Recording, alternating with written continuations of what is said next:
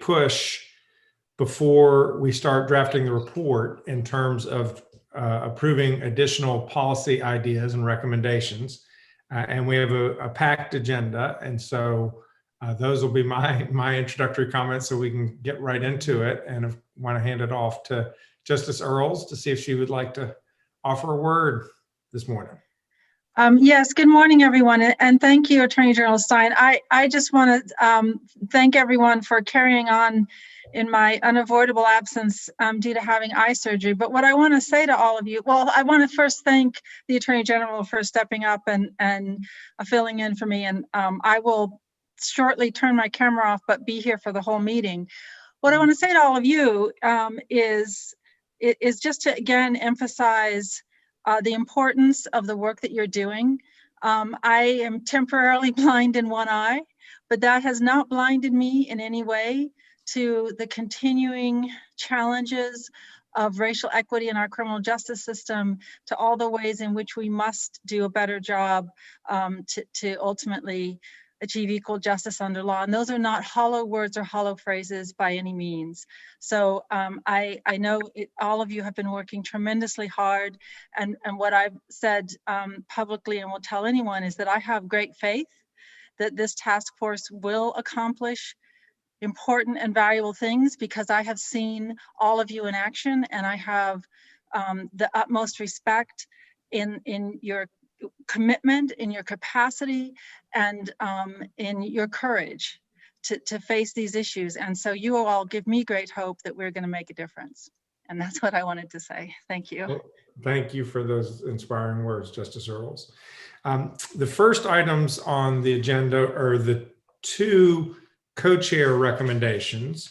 The first has to do with data, both the data collection and use. And Jasmine, I don't know, are we doing a slide? Oh, great. Here's a slide that will remind everybody of what you have already reviewed. And the whole purpose behind this is recognizing that in order to truly understand what's going on in the justice system and diagnose its weaknesses and its strengths, you need to be able to measure it. And data is so critical to achieve that. And we need that data not only to be collected, but accessible. And so this recommendation has to do with creating a system that produces and reports the data necessary to evaluate the recommendations that we are making and determine if they made the difference that we hope that they would. And when we circulated this around, it had unanimous support. And why don't I open it up to the group for any questions or conversation, and then we'll wait to vote on it after we talk about the peaceful protests proposal as well.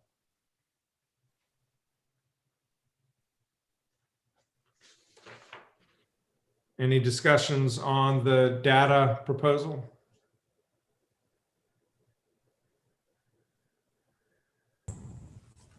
I think it's one of the most important recommendations that'll come out of the task force, and I'm really grateful for all the hard work that went into it. It's really, I'm excited about it.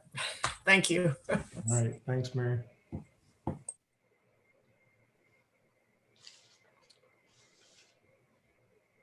Thank you, sir. All right, well, why don't we go on to the next recommendation? And if anyone has anything else they would like to talk about on the data, we can bring it up before we actually vote on it. And the next one has to do with facilitation by law enforcement of peaceful protests. And the proposal, the recommendation is that law enforcement adopt a policy on how to effectively facilitate peaceful demonstrations. And it identified certain aspects of what a policy should include. It did not dictate a specific policy for each department to adopt. What it said was, we think all agencies should have a policy, and here are elements of what could be an effective policy. And the second element of it is that once the accreditation system that we have recommended is created, that having such a policy and utilization of it would be part of any accreditation program. I think that's it. Hand it off to Michael or Karen to see if there's a discussion. Thank you, A.G. Stein. Anybody have any comments or thoughts? I see. Okay, the second element, let me keep going with the recommendations. Sure. That we also recommend that CJ standards and sheriff standards bring folks together to ensure that this model policy, these guidelines reflect promising practices, best evidence, and First Amendment concerns. And so obviously this would have to be an organic living idea. And to have a study to determine whether there are racial disparities in how protests and demonstrations are policed in North Carolina, and to instruct both the commissions and the Justice Academy to include in this topic of how to facilitate protests with basic law enforcement and in-service training.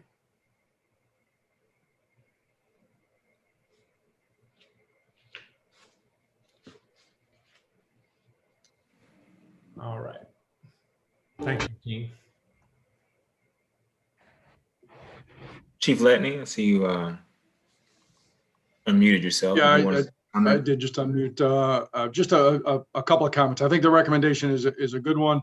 In the straw poll, I think I made a comment about the in-depth nature of some of the provisions in a recommendation that I don't think are necessarily appropriate, or at least need further review and study from an operational perspective, rather than an academic one. So I say that, but under the umbrella of if the standards divisions and those commissions and the accreditation process are going to do the research on what provisions of model policy should have that are operationally sound, I can support that. But I think we have to be careful about our role as a task force of setting specifics about operational policies, and there is not a one size fits all. And I think this kind of is on the line of being a little too specific and not really being open-ended, generic enough really to serve as a starting point. It looks almost more like an ending point. But if there's going to be research about that, that would be my only concern, and we can move forward with it under that umbrella. That's very helpful. Thank you.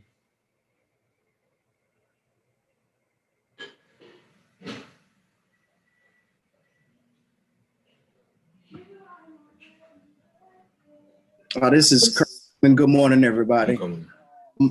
So I honestly thought it was broad and general enough, and in my opinion, a great starting point, especially the different categories in which to be looked into to adopt policies surrounding seem general enough for a great starting point, in my understand, especially when it comes to accountability and transparency, communication. So it was great components in there and great pieces in there, and I honestly think it's a great recommendation. Thanks, Mr. Pittman.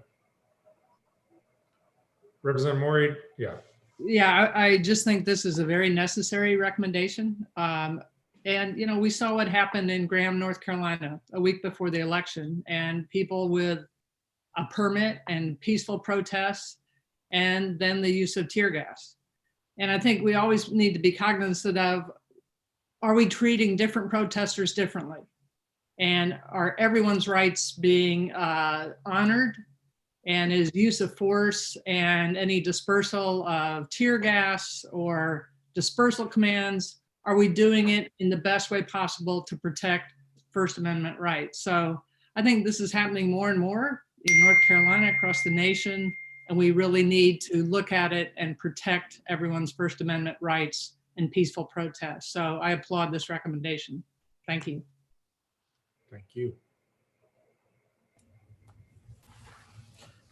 If I could just add one thing,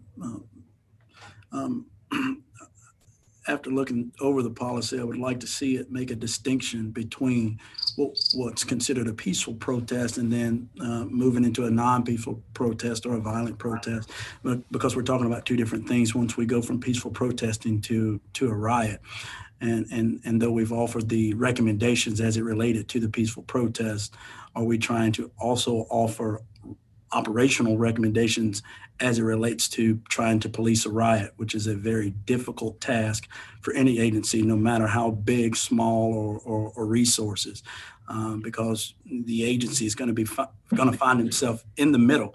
And there's going to be some people who don't like what's done, and then there's going to be some business owners and things of that nature who don't think they've done enough. And so if we're offering those types of fine line recommendations for peaceful protest, what is our thought processing as a task force as it relates to trying to police a riot, which there's no simple or quote unquote pretty way to do that. And I have a lot of experience in that area, but I can tell you there's no optical way that's going to look good on camera to police a riot. And the question there is, as a task force, are we trying to make recommendations for when those peaceful protests go from being peaceful to unlawful? I think those are, that's a exceptionally valid question. I think the idea was, and why we thought it important to at least come up with the facilitation of peaceful protests, was to minimize the number of times that a peaceful protest becomes one with lawlessness and vandalism and looting. And so I think that was where we were starting. I think having a recommended policy by the law enforcement experts, as Chief Letney was saying at the commissions, on how an agency responds when there is widespread property destruction, looting, vandalism. I think that would be helpful. And Jasmine, is that at all part of what this proposal is? Or would it be appropriate to amend this, or would it be appropriate to have a separate recommendation altogether? I want to get your thoughts. Yeah, it seems to me that the way it's written now makes room for understanding that these are moving events, and that there are ways that enforcement has to change in those events. And I think the title of facilitation is important there, because things can change in the midst of how they might start. There are some bullets here, not ideal language. There are some sections here that that talk about when situations turn violent, and sort of explaining that, certain tactics ideally wouldn't be used unless something like that were to happen, right? We acknowledge that there is a moving target here, and there we go, target. Moving situations where where the circumstances may change and things may. So I don't think it speaks to it, but it acknowledges that that's not what we're talking about. And we're saying that in certain circumstances, these are the best practices that we think ought to be considered. But there are all kinds of circumstances that aren't sort of falling into that. So I think it addresses it, but doesn't. I don't think a separate recommendation is necessary.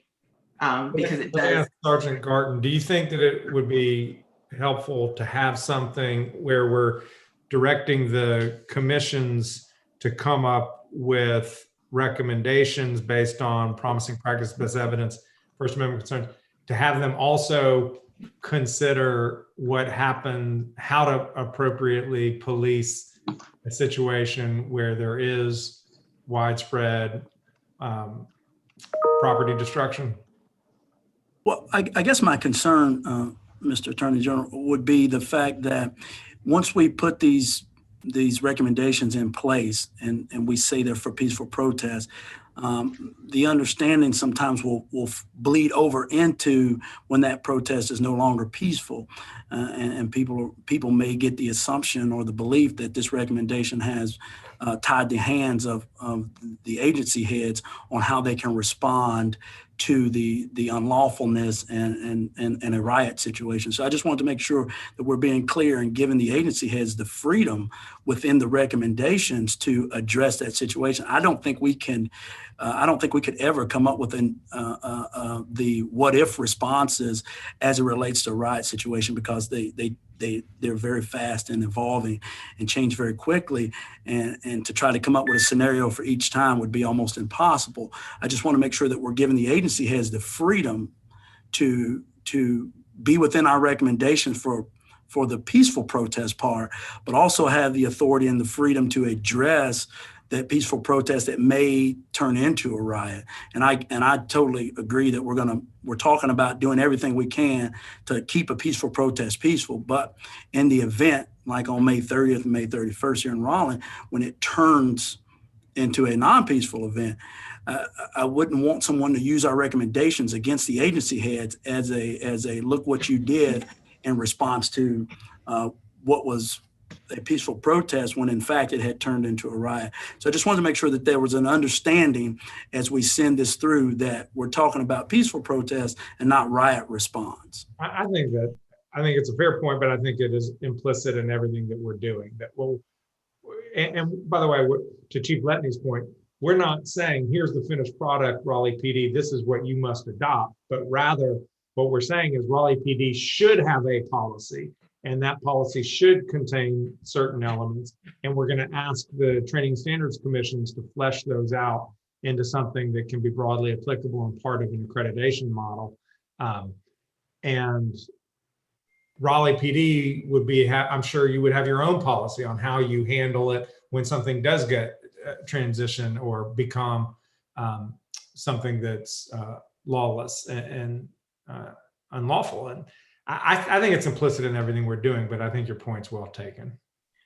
Mr. Attorney General, let me say, we had a bad day on May the 30th here. Market House was set on fire and some other things, and it started as a peaceful protest. And we are a racial equity task force. And so I think that we have to talk about the elephant in the room. There's a different response that law enforcement agencies traditionally give, depending on who the protesters are and what it's all about. Because here, I've had protests in the same general area after the fact, to where it was a more of a lax response, nor did the citizens demand it. And these were, support the blue or march against child pornography or violence or something unrelated. And then the minute that I have groups that gather that more so, for instance, I had after the Biden election, there were some African Americans that gathered in the area, and there was a lot of nervousness and uneasiness by the community about what their plans were, and it was more celebratory. So I don't know how we address anything like that. I think the law enforcement is going to do what law enforcement is going to do if riots happen. But I think we've got to talk about the elephant in the room, that there's some racial element depending on who the protesters are and what they look like as to what their intentions are and what the outcomes are. And I think as a racial equity group, we've got to be able to talk about those tough things like that, to say that these agencies should respect the First Amendment rights of everybody.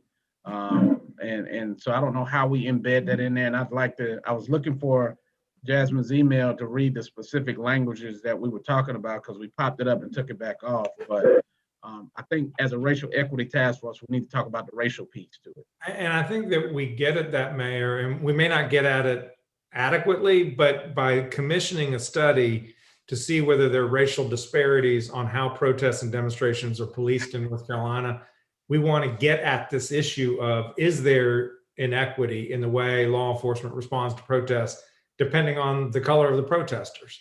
And it was sort of, it relates to the first proposal about data. And we really do need data to understand what the true dynamics are, because if the data bears out what you suspect based on your experiences, then we got an issue we got to confront. And I think that's what that study's trying to get at. About a minute over, time allotted for this. If we want to move to a vote, all great things, right? So we're addressing the fact that there's a study that is hoping to address some of the things that Mayor Colvin brings up, that it's not the end goal, it's not the final say on how this is going to be implemented. Michael, could you indulge me and I won't take any longer than 30 Sure. seconds. Yes, sir. Yes, sir. This is important. In looking at the executive actions, one of the things that I do know, and I don't know if it's worth an amendment or something that we need to just work out. It has recommend the CJ Justice Education Training Standards and the Sheriff's Education on one, and then a study commission, and then on number 3 it has instruct that those commissions. They're independent bodies. The executive branch does not have the ability to instruct them to do something. So I would offer that we change that they recommend that. And then a little bit further in the recommendations, talks about various entities coming back to develop the trainer programs, and it includes DPS in that. I would also recommend that DPS be included on some of the on the front end with number 1, because we're more than convening we're more than just the stakeholders. We support events all across the state, and so we may not be the primary person there, but if I have to send the patrol to support an event, or even up to the National Guard, depending on what the event may turn into, I think we need to be at the table on the front end for some consistency, because I always have some reluctance about deploying state resources to an area where I do not agree with how the local command staff may want to handle an event. So I think model policies and all that is great, and I just wanted to offer that. So for number 1, Secretary Hooks, could we just say state and local law enforcement, and then that will ensure that you all are at that table? That would be fine for me, just as there's a recognition that DPS may need to provide state resources to assist in peaceful protests around the state. I think that's great. And then the second one, I agree with you. Let's, instead of instruct, let's say recommend.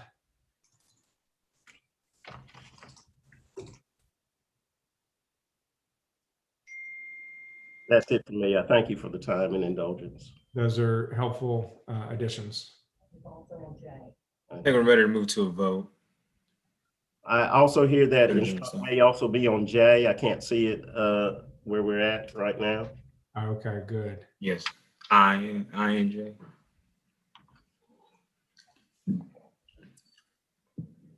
I as well, Jasmine, if you have the pen. Oh, yes.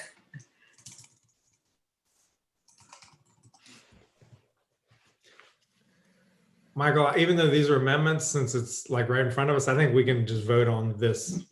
Yeah, and they're line edits. I think that it's not so substantive enough to pull them.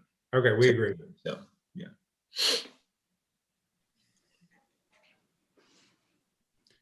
All right, so should we pull up the polls, Ellen? Yep. I've made one of the changes, but the other ones, just please forgive me. Okay. All right, the vote is on the floor, team.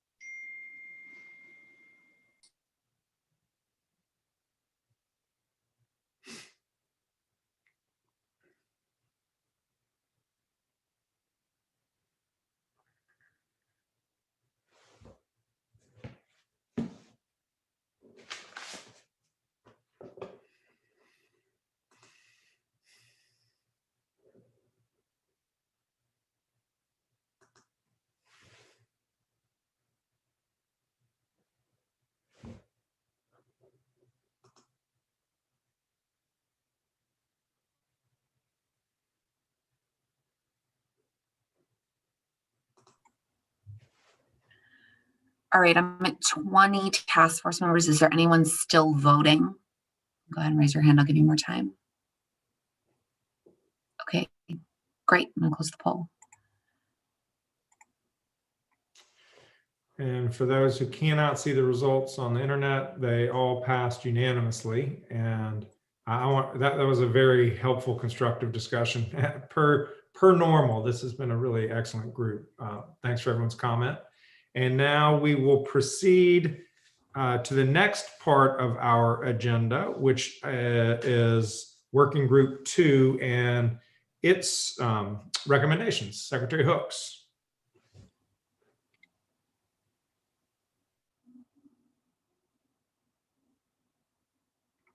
Yeah, I'm struggling to get off mute because of the screen share that was there. Are you able to hear me now? We can. All right. Thank you, Attorney General. Thank you for this opportunity. And again, and I know I've done it before, but I would be remiss if I did not thank the outstanding members of Work Group 2 who have been extremely collaborative. And as I have said throughout, collaboration doesn't have to mean that you agree on every point, but they have listened to each other, and we have been engaged on various and important topics. And we've covered a lot of areas to deal with use of force, reimagining policing, SROs in investigations, and traffic enforcement as well. And so I want to make sure that I recognize, because this I have the opportunity to present, but this is not my work alone, the individual work group members, Ms. Deborah Maxwell and Helica Wynn, Mr. Tally Wells, Mr. Kerwin Pittman, Sgt Garton, who you heard from earlier, Sheriff James Clemens, and Chief Letney, who you heard from earlier. They've just been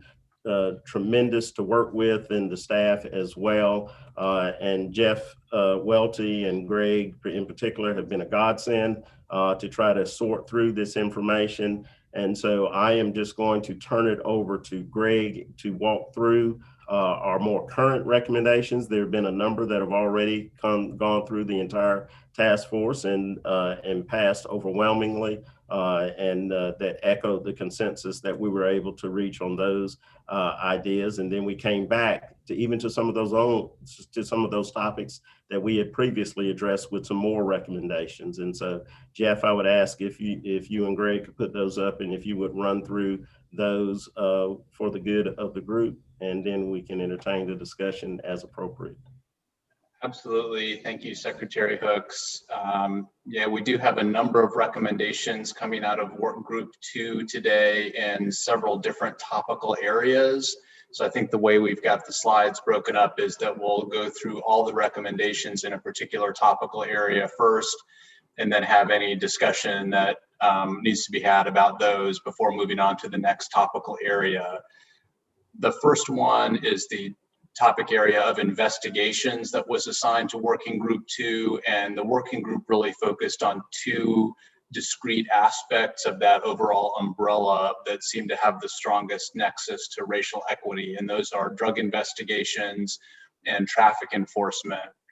You can see on the screen that there's the first several recommendations relate to drug enforcement, and these recommendations were really influenced by a working group meeting that featured Professor Joe Kennedy from UNC, who talked about a study he had done, or he and some colleagues had done, using NIBRS, the National Incident-Based Reporting System, which is a federal system that collects very granular data about criminal activity. And some of the headline results there were he found that about 40% of all hard drug arrests were based on possession of less than 1/4 gram of a controlled substance, and about 65% of arrests were based on possession of less than 1 gram of a substance. He and his co-authors also found considerable racial disparities in those arrests, despite a lack of evidence of different drug usage rates. So coming out of that conversation and his thoughts came these first three recommendations. One, to require every law enforcement agency to participate fully in the NIBRS system. And I will say that North Carolina has already begun its transition to participation in NIBRS, and over 90% of North Carolina citizens already live in a jurisdiction where the agency is contributing to NIBRS, but that effort isn't fully over the finish line yet. So that's the basis of 1A.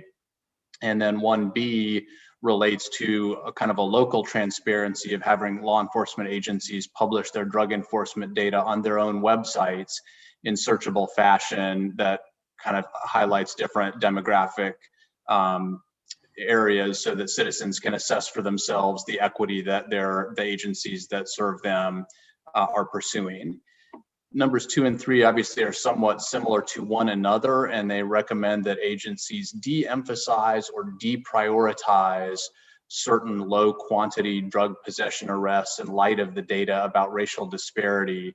Number 2 focuses on felony drug possession arrests. Those are the so-called hard drugs for quantities under 1/4 gram of a substance. And the number 3 focuses on marijuana possession, the threshold there, which isn't reflected on the slide, but in the SharePoint library, you'll see it's under 1.5 ounces of marijuana, and that's a misdemeanor level of marijuana in North Carolina. So those are those first 3. If we could go to the next slide.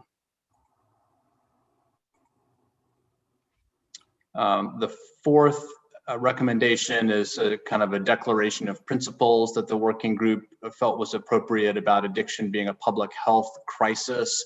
And you can see that it calls out specifically addictions like crack cocaine that disproportionately affect minority communities. There was some discussion in the working group about the differential response to the crack cocaine epidemic and the opioid epidemic and the racialized nature of that. The next several recommendations relate to traffic enforcement and traffic investigations. And there, the working group had a meeting where the group heard from Professor Frank Baumgardner at UNC, who's published extensively on traffic stop data, as well as former Fayetteville Police Chief Harold Medlock, as well as an individual with the Criminal Justice Analysis Center, Tim Parker, who also has looked at traffic stop data. And they, based on looking at decades of North Carolina data, everyone agreed that the data reflects a significant racial disparity, with Black drivers stopped at about twice the rate of white drivers and searched after stops at an even higher disparate rate. Chief Medlock talked about how that was a major point of friction between the community and the police department in Fayetteville when he began as chief there, and how he instructed his officers really to refocus away from regulatory stops that are sometimes used as a pretext for drug investigations or other types of investigations, and focus more on traffic safety, speeding, driving while impaired, other violations that have a more direct safety nexus, and the positive impact that had on police community relations in Fayetteville. So that led to a couple of recommendations from the working group. You can see number 5 relates to improving traffic stop data collection. North Carolina already requires, in most cases, that certain data coming out of every traffic stop be reported centrally to the state, but the current system excludes small agencies, it excludes checkpoint stops, it doesn't include geolocation data, which of course is readily available these days. Online publication is limited, so there were a number of suggestions to strengthen that existing system to allow continued research. If we could go to the next slide, please. The 6th recommendation, kind of echoing what I just described about Chief Medlock's experience, was to focus on traffic stops that improve traffic safety, not as much on regulatory or potentially pretextual stops. Part of that Chief Medlock advised the group about was that traffic enforcement on thoroughfares is likely to have the biggest safety impact, and that officers who are doing enforcement in residential neighborhoods, maybe sitting on a stop sign that residents habitually roll through, that may not be as big of a safety impact. And then there was some discussion also that although quotas are not used in North Carolina, there still can be a sense in some agencies that officers who make a lot of stops are doing a good job, and the sense of the group was that using that as a metric for quality of work wasn't productive. The 7th recommendation relates a bit to the 6th, but it's broader than just traffic enforcement. It kind of gets at the controversy over policing, and the way that the working group kind of worked through that was to this recommendation that indicates that police presence should be driven by objective factors, calls for service, community policing practices, reports of serious crimes, rather than based on officers' subjective perceptions or beliefs about which areas need more policing. It really should be data-driven to minimize the risk of misunderstanding or friction between the community and law enforcement. I mean, there's just two more, I think, in this group. If we could go to the next slide or last slide for this. The last two were to provide funding opportunities for community organizations that provide services to individuals, families, and communities adversely impacted by drug use, drug sales, and drug law enforcement, recognizing that even when necessary, drug law enforcement can leave gaps in a community and that community organizations can help ameliorate that. And then the last recommendation was to require all consent searches to be based on written and informed consent. And that arose initially out of the discussion of traffic stops and searches subsequent to traffic stops, but it broadened in the working group's discussion to all consent searches being based on that written and informed consent, with some members of the working group really talking about how that educates citizens about their rights and makes certain that consent is knowing and voluntary. So all those recommendations came out of the working group with strong support. They all passed the straw poll with either 0, 1, or 2 no votes. I'm certainly happy to answer any questions about the recommendations themselves. I'm sure Secretary Hooks could talk about the working group process if needed, or otherwise just open it up for discussion that Michael or whoever may want to run. Thank you, Jeff. Folks, as Jeff said, there seemed to be overwhelming support for these recommendations, but want to open it up to anyone who'd like to speak to any specifics that they saw in the language or even in the presentation that Jeff just gave. Chief Letney, I see you're unmuted. If you would like to speak, go ahead. Thank you. I put most of my comments in the straw poll, so I don't want to go into a whole lot of detail on this, but I have some concerns about these. And while I am a member of the work group, and I did voice my concerns, obviously there was a lot of support for these as they are written. What I think was missing from the conversation was an understanding of the operational impact of some of these recommendations. While some are good, some need, I think, some more time around discussion, and I think some more language. So just a couple of points. So on number 1, requiring every law enforcement agency to fully participate in NIPERS. Absolutely great requirement. That should be happening. But B is my concern on this one, to requiring agencies to publish on department websites. While the transparency is appropriate, there are many agencies across the state that do not even have a website.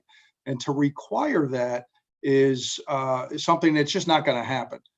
Plus, it puts a burden on every agency who may not understand data, may not have crime analysis folks and so on. And again, as I've said many times, most of our agencies in North Carolina are smaller, don't have the resource for this kind of thing. I think we're better served in this recommendation by having the state, either through the Department of Justice, the SBI, or the capturing organization for the NIPERS information, to put that out. It would be more consistent, it would be more transparent, it would be more available. So that's my comment on number 1. 2 and 3 are similar. While I understand and actually support the concept, I think when we put the burden on law enforcement to make positive choices to de-emphasize or emphasize or change enforcement of existing laws, we open up the door for inconsistent application of those laws. And that's exactly what we're trying to avoid in this task force. So if there is support for lower quantities of drugs to be decriminalized, that should be brought to the General Assembly, and the General Assembly should determine that that is what's in the best interest of public safety across the state. One agency may look at that and agree, another agency may not. We've got inconsistency, and that's my concern on that. The traffic stop data, which is number 5, most of them I agree with. However, I disagree with checkpoint stops. as being unnecessary. The purpose behind reporting of traffic stops was to, as it started many, many years ago, was to determine if there was any bias or discrepancy or improper use of discretion in how police officers were enforcing traffic laws, who they were choosing to stop, rather who they were not choosing to stop. In a checkpoint, every vehicle is stopped. There is no discretion in the officer's role. He or she is either told every vehicle stops or there is a pattern, every third vehicle, every whatever. So it's non-discriminatory by design. And so trying to do a traffic check or traffic stop form in a checkpoint is very burdensome in that they're very quick. They're momentary stops, and it would delay that checkpoint stop for each individual significantly if an officer has to capture all that data and then report it. And again, I submit it's unnecessary because there is no discretion in the officer's application of that checkpoint. It's a written plan up front and everybody understands it. The traffic stops in neighborhoods and things along those lines. I think the point that's missing in this area or in this recommendation is that many times, and certainly in my community, most of our traffic complaints come from neighbors. They are concerned about that stop sign. They're concerned about their children crossing it at the intersection or in a crosswalk. They're concerned for themselves when they're walking their dog or riding their bicycle or whatever. And while I get there are other issues and concerns about over-policing in neighborhoods, we can't apply this in a blanket sense because some communities want that level of traffic enforcement. And I think that's a community decision, not a statewide recommendation. Moving again more quickly, number 7, the amount of police presence in a neighborhood. We are going down a slippery slope if we tell police officers not to patrol, not to use their time wisely and for deterrent purposes, and to make them justify by data why they are going into a neighborhood or not going into a neighborhood. And I think that's problematic, and that will end up causing more complaints than solutions. Should officers provide their services based on public safety needs? Absolutely. But now we're talking about data-driven, and the average police officer is not going to be able to determine that to go into neighborhood A and not go into neighborhood B. Number 8, funding opportunities. As long as they are there's some oversight with that. They're grant-based, there's reporting, they're evidence-based. I'm fine with that. But just to say blanket, we're going to give community organizations money without oversight, I think is not in keeping with our responsibility to the taxpayers. And then finally, number 9, all consent searches to be based on written informed consent. The Supreme Court has addressed this issue thoroughly and determined that was not necessary. There are other states that are going the other direction, and I know we look at other states for their data and their experience. And I think it was the state of Kansas just this week their Supreme Court ruled that a nonverbal consent to search is valid. So that may be extreme on one end. This is extreme on another. I would offer an amendment to number 9 that if this task force is that adamant about written consent, that we start with traffic stops only and see how that goes, and if there's a negative impact to public safety and what the data shows us. Thank you for the opportunity to talk about all these at once. Thank you, Chief. Michael, I want to give other opportunities for people to add in. Yes, sir. A couple of things too, but I want to make sure we open it up to other folks. Thank you, Secretary Hooks. Chief Letton, you shared a lot. Also, many of those things folks can see in the survey results on the SharePoint. So if you couldn't download all of it in this time here, you can go back and look at those. I want to hear what other folks feel about what was just shared. Ms. Henderson. Go ahead, Henderson. I'm sorry I missed the working group discussions. I mean, it strikes me like, yeah, I wish I were a fly on the wall. I think that I think specifically from the Black community, if we're looking to this task force for signs that there's a sensitivity to the need to change, a sensitivity to the need to acknowledge that there have been practices and processes in place that have had a disparate impact on the Black community, well, then we've got to acknowledge that there's going to have to be some change. And the notion, Chief Letney, I think you referred to the Supreme Court rule on consent searches and whether or not written consent needs to be had. And there are very few people in the Black community that are going to hold up the critical criminal procedural rulings of the Supreme Court and how they've changed over the time as a valid indicator of whether or not the Black community is being protected against over-aggressive police conduct that is localized to their community. In Mecklenburg County, we recently had a checkpoint established in one of the critical parts of a white suburban community in Mecklenburg County.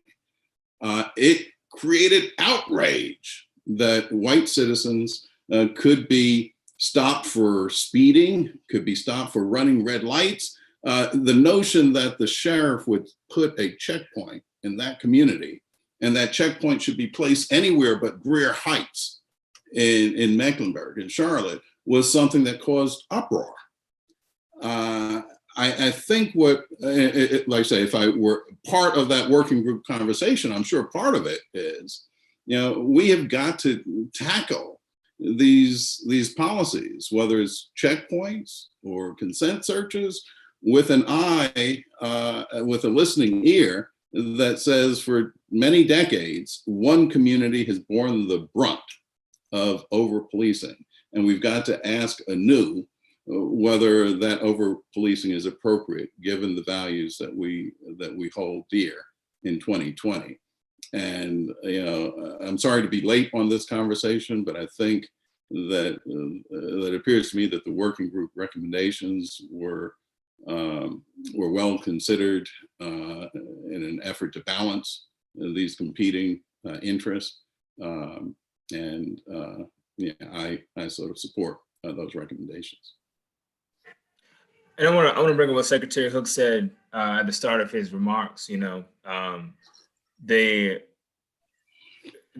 parity in how folks feel about the recommendations, even within the work group, is welcome, right? So if folks feel like that, those comments are open to interpretation and open to discussion, but as folks have had an opportunity to look at these and had an opportunity to weigh in on them, I want to be mindful of our time, and we have other recommendations to look at for work group 2.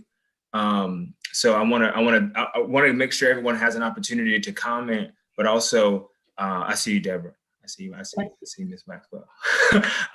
But I just want to also be mindful of the time so that we can get to a vote to make sure we can push these recommendations through. Go ahead, Ms. Maxwell. I'm not going to take much of the task force time. I'm just going to remind Chief Letney that when you said you have to look at the data for investigations and see about the research, we also need to do the same consideration when we go to school resource officers, as you declined to do. We are here to make positive change for people of color in North Carolina. That is the bottom line. I realize there's been resistance from law enforcement, but we are here to make change. Thank you. And I'd have to disagree that there's been resistance. I think there's different perspectives. Have a web page.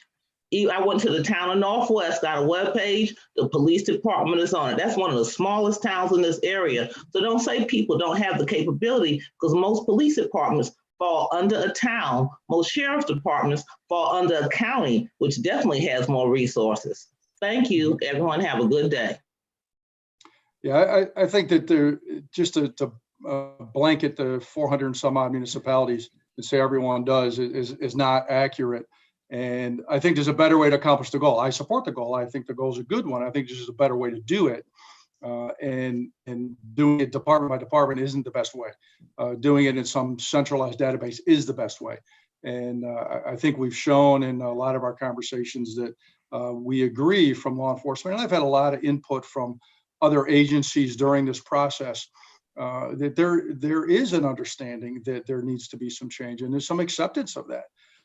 But we also have to look at the reason for change, the operational impact, and change for a good reason and a better outcome rather than change just for change's sake. And so that's some of the concerns. I think we can accomplish these things. I just think the way these recommendations are worded, for what I've already said, there's a better way to get to that goal, which I think in my conversations with my colleagues, law enforcement generally will support. Go ahead, Secretary Hooks. Thank you for the additional time, Michael. And I think that the larger task force gets a sense of the dynamics, and the very good dynamics within working group too, as we try to move forward collectively. I do, just want to point out, so when we get to the voting area, we do look at consequences of that. So the larger task force members that may not be in tune with traffic stops and the like, we certainly know the issue. It would add extra time concerning checkpoints. So a checkpoint that may last 30 seconds now may last a couple of minutes, so that the officer can assess and get all the data points. So that has a larger community impact. So please think of that when you vote, either way, and it's your right to vote as a task force member. I do actually have some quick amendments that I would like to offer on for 2 and 3 at the appropriate time. They're small adjustments, not meant to gut the idea of lowering or de-emphasizing some of the drug enforcement, but in considering the work of alcohol law enforcement and the ABC Commission, I have an idea of adding an amendment to de-emphasizing basically in non-ABC permitted locations, because we are trying to make sure that we don't want to have a mix of drugs and alcohol at bar and that kind of trafficking, that kind of thing. So it's a small amendment just to add in non-ABC permitted locations. And I think this also may impact another work group that may present later to add kind of that same thought process to. Thank you for that. I see you. Yes, sir. Yes, sir, Mr. Gardner. We have about 10 minutes left for work group 2 to present. I just want to jump on here real quick, and as it relates to the consent form, and I was one of the folks who kind of brought that up as far as moving it from just traffic stops to all consent searches. And I just think, and I want to reiterate here, that knowledge is what we're looking for, and knowledge is power. And a lot of folks who find themselves on the other end of dealing with the law enforcement profession sometimes don't understand that they have the right to refuse a consent search. And I think limiting our consent search recommendation to just traffic stops kind of takes away from what we're trying to do here. We're trying to empower people to fully exercise the authority that they have. And if we don't give them the information, then sometimes we can lead them down a road that necessarily doesn't lead them to exercising that authority that they have. Real quick, like if I were to stop you and then I close that traffic stop off and then ask you for your consent on another basis, I may or may not be still engaged in the traffic stop. And so that then the area gets gray there. And then the question there lies, do I need to then do the consent form? Not only that, we look at New York, who had the stop and frisk problem. If we had signed consent searches there, people would understand that they have a right to not engage in that activity. So I just don't think limiting it to traffic stops is a good idea. There's so many other ways. And at the end of the day, if you're going to get that consent, it needs to be informed consent, which is what the law requires. And they have to be informed that they have the right to not participate in that consent search. And I just want to echo, excuse me, I'm sorry, Carl. No, I just wanted to echo right quick, Sgt Gardner's point. To add, if anything, will be burdensome on law enforcement when we're trying to get to the heart of racial inequities, only exacerbate those inequities. If it's burdensome on law enforcement, so be it. If we play out and everything is equitable and it's a clear playing field for everybody. All of these recommendations, the appropriate resources and money have been added in addition as well to these recommendations to update small things such as these websites. So if it provide transparency, accountability, as well as make everything equitable, then it should be passed regardless if it's burdensome on an agency or not. We're trying to save lives. Well, I just wanted to add in a couple of things. You know, we went through that consent search form here in Fayetteville after the, we called it driving while black. Wasn't reporting the numbers. It was 4 times the rate, very imbalanced. Right before Chief Mellock came on and did a great job helping the community get back on the right path. But, I think we've got to look at this, and I'm glad I joked with Attorney General about this. We've got a diverse group of opinions on this group. That we've got law enforcement who are very firm on theirs, and we've got community activists and others that are very firm on that end, and some folks that fall in the middle. But I think we have to accept the fact that the current system is not working for everybody, and that some of these recommendations, even though, from a law enforcement person, it's not an indictment to say you're doing anything wrong, but it's just a way to improve. And as we went down the litany of recommendations, there was some issue found with each one of them. I mean, it's apparent that something is wrong and it's imbalanced, or we wouldn't have this task force. So I think we just need to look at it from how can I do better? As you say about the consent searches, and specifically the same way that you inform people they have the right to remain silent, how can we embed that into letting people know their rights to approve a consent search or not, without being too much of a hassle to law enforcement, so to speak. They have to give them Miranda right. And so how do we make it where they have to tell people what their rights are about searching their car? Neighborhoods, again, if you're going to have a high police presence in neighborhoods like the request, I get a lot of constituent requests about it. And then on the flip side, I get constituents that call in to say that I think that the police are targeting our street. And so you can't have it both ways. So how do we make that more of a community policing deal versus looking for an issue to initiate contact? So, but good discussion, and I think we're just moving forward. Thank you. Thank you. I want to. I think that's a good segue into the other recommendations that Work Group 2, the additions to community policing and SROs. So Jeff, do you want to continue with your outlining of Work Group 2's recommendations? Sure, no problem. Yes, we did have a few other recommendations. The greatest number related to investigations, so these may go more quickly depending on how folks feel about them. We had previously, or Working Group 2 had previously brought a number of recommendations forward on the topic of community policing. There was one that we held back for some further discussion and deliberation within the working group. And it's on the screen now, but essentially it encourages state and local governments to provide support to grassroots organizations to help promote public safety for themselves while mitigating racial disparities. We did quite a bit of wordsmithing on this one to try to signal that it wasn't necessarily meant that communities would somehow replace law enforcement, but that they might have greater agency in providing some public safety services for themselves in communication and collaboration with law enforcement. So that's kind of our straggler on community policing. If we could maybe go forward to the use of force recommendations. We had, again, we previously, Working Group 2 previously brought use of force recommendations to the full task force. We revisited that topic on the suggestion of a member who had some further ideas about possible recommendations.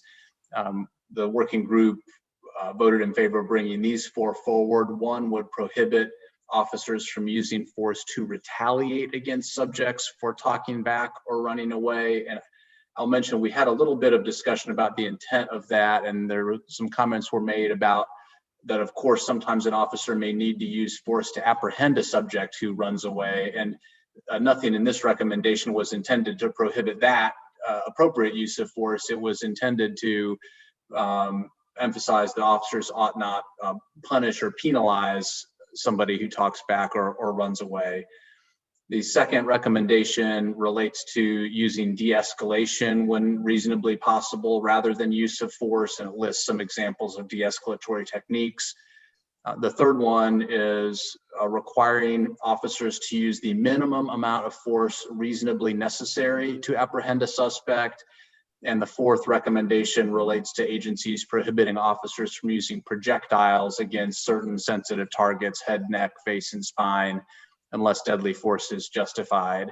I'll note just one thing about these recommendations, which is some of them to a certain extent restate current law. Others may go a bit beyond current law, but that was discussed within the working group, and the sense of the working group at least was that it was worth kind of elucidating these principles and holding them up, even if some of them are reflective of current law or current practice.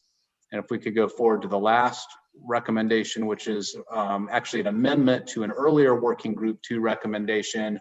The task force may remember that Working Group 2 looked at the topic of school resource officers and made a number of recommendations. Subsequent to that, there were some public comment sessions, and the group received some feedback from community members saying essentially that the working group ought to take a look at the fundamental question of whether school resource officers should be in schools at all. And the working group had a special meeting really to dig further into that question, looked at some additional research and information, and ultimately came up with the language that's in green on the screen. That's an amendment to an existing data collection recommendation, essentially bookmarking this issue to be examined more closely in the future. And part of that was because the existing data just isn't that robust, and it's not all in agreement, and not very much of it is from North Carolina. So the working group just felt like there wasn't enough reliable North Carolina data on which to base a recommendation. And that was the genesis of this idea of, hey, we're going to be looking at additional data in the future. We should look at that and use some of the additional tools in this green language so that we can really robustly consider that fundamental question at a future date when the information is available to do so in the most meaningful way. So again, that's just a quick summary of the recommendations and how they came about. They all passed out of the working group with reasonably strong consensus, not that there isn't any disagreement about all of them, and they all passed the straw poll process with 0, 1, or 2 no votes.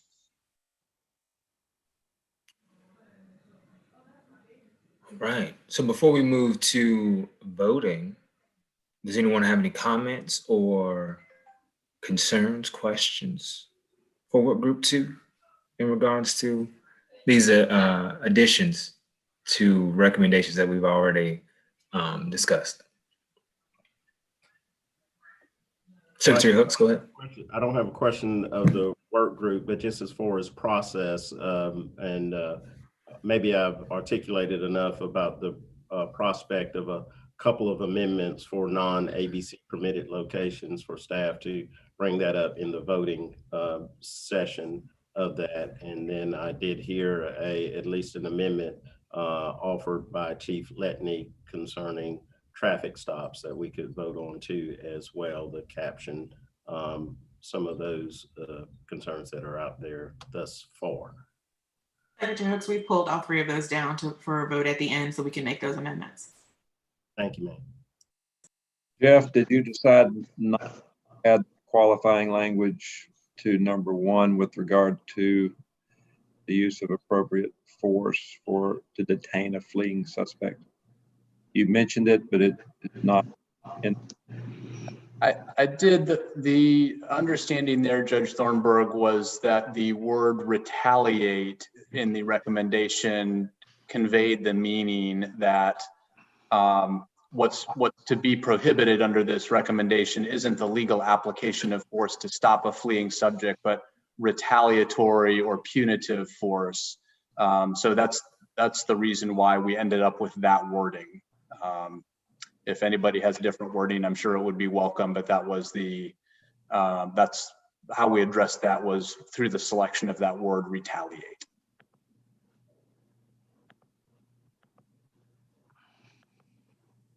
Secretary Hooks. Yes, sir. Hey, Sheriff. Could you bring back up the recommendations, item number 3? I just have a concern about, if they can bring that back up right quick. Law enforcement agencies should require officers to use the minimum amount of force reasonably necessary to apprehend a suspect.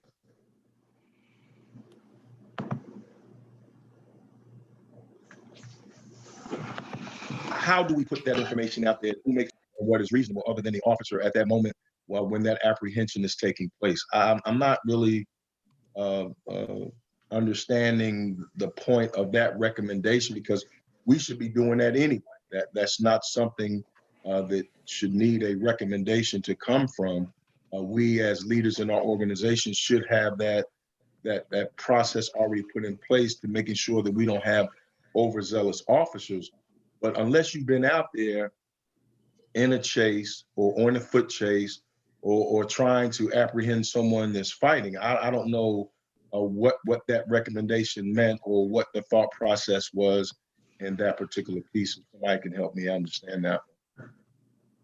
I think in general, Sheriff, that you're absolutely correct. If you have an accepted, accredited, and well thought out policy on use of force that is already taken care of, one that's in compliance with the law and professional law enforcement, it may just speak to the value statement and the value that is placed upon using the force that's reasonably necessary and not engaging in excessive force. So it's not anything new under the sun, so to speak. It may just be a reinforcement. And that's just the view that I had of it as we were just trying to synthesize all the thoughts and concerns that came up. I agree. If it's in reference to that review, I concur with that. And that is a statement that needs to be in the forefront if we're looking at it from that standpoint. I just wanted to make sure that we were all on the same page with that and making sure that it wasn't anything any different than what we should already doing if we are looking at this accreditation process. And of course, the way the laws read itself too, in certain scenarios, it explains in there that use the necessary force necessary to stop or apprehend that particular process. Thank you, sir. Mr. Wills, I see you had your hand up as well. If you want to comment before we. Sure. I just wanted to speak in support of the school recommendation and just a continued examination of this issue. I think there's a robust feeling and discussion around police in schools, and we had really good conversations about it. We had already approved a recommendation around really obtaining robust data, a lot of which is already gathered, but not necessarily produced in one place, and also not easily searchable through the internet for everyone to look at disparities based on race, in addition to disability and gender and other factors.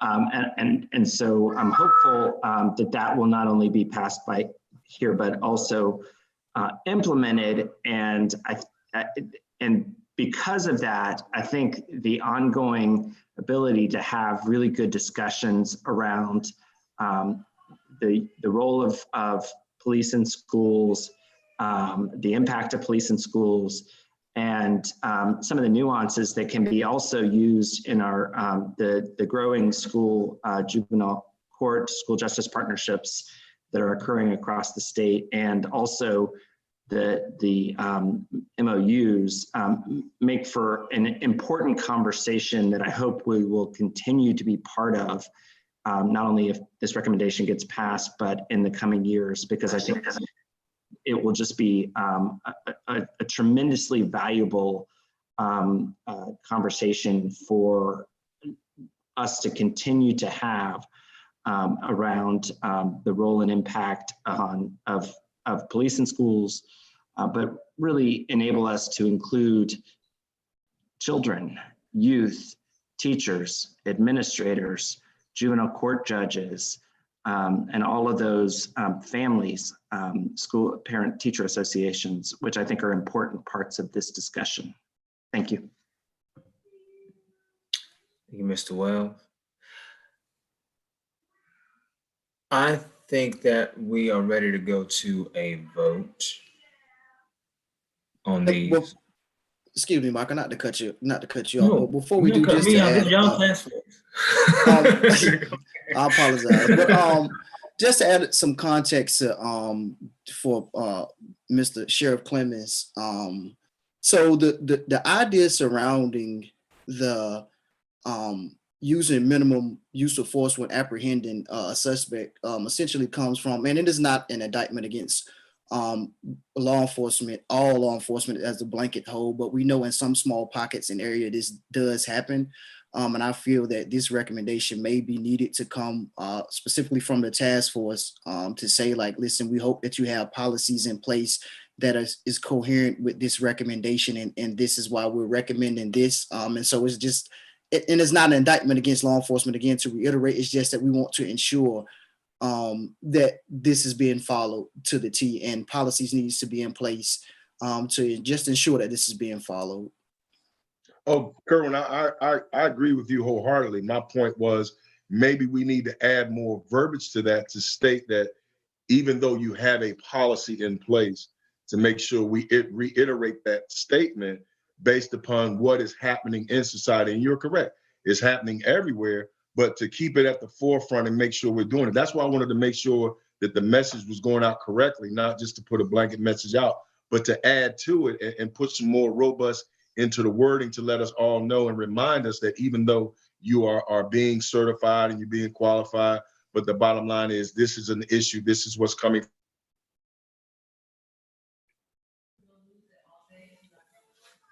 The community, this is what has been experienced together to have the best possible society and community that we have. And I'm not asking that we take that recommendation out. I support the recommendation. I just wanted to make sure.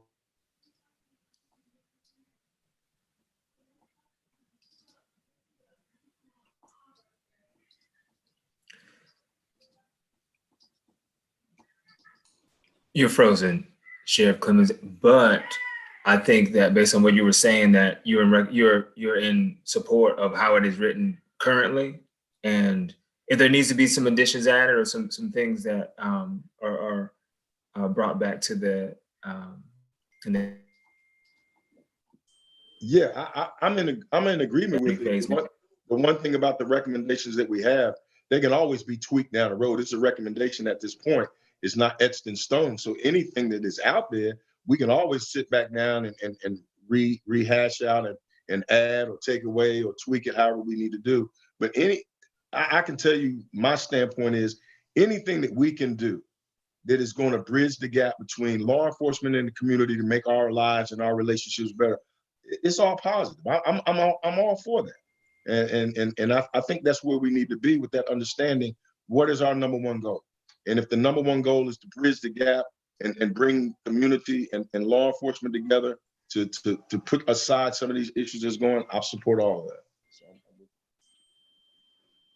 Sheriff, we have a process to make small tweaks after the fact too, so we could work with you afterward in the co-chairs to have something to put together for the task force and make sure there are no objections afterward. Why don't we go ahead and vote, Michael? All right, Ellen, you're on. We've pulled, I think, 3 of the recommendations for suggested amendments for consideration at the end of the meeting, but all the others we can go ahead and vote on. Okay, great. There are now 6 associated with investigations with those 3 pulled. I'll launch that now. Okay, thank you.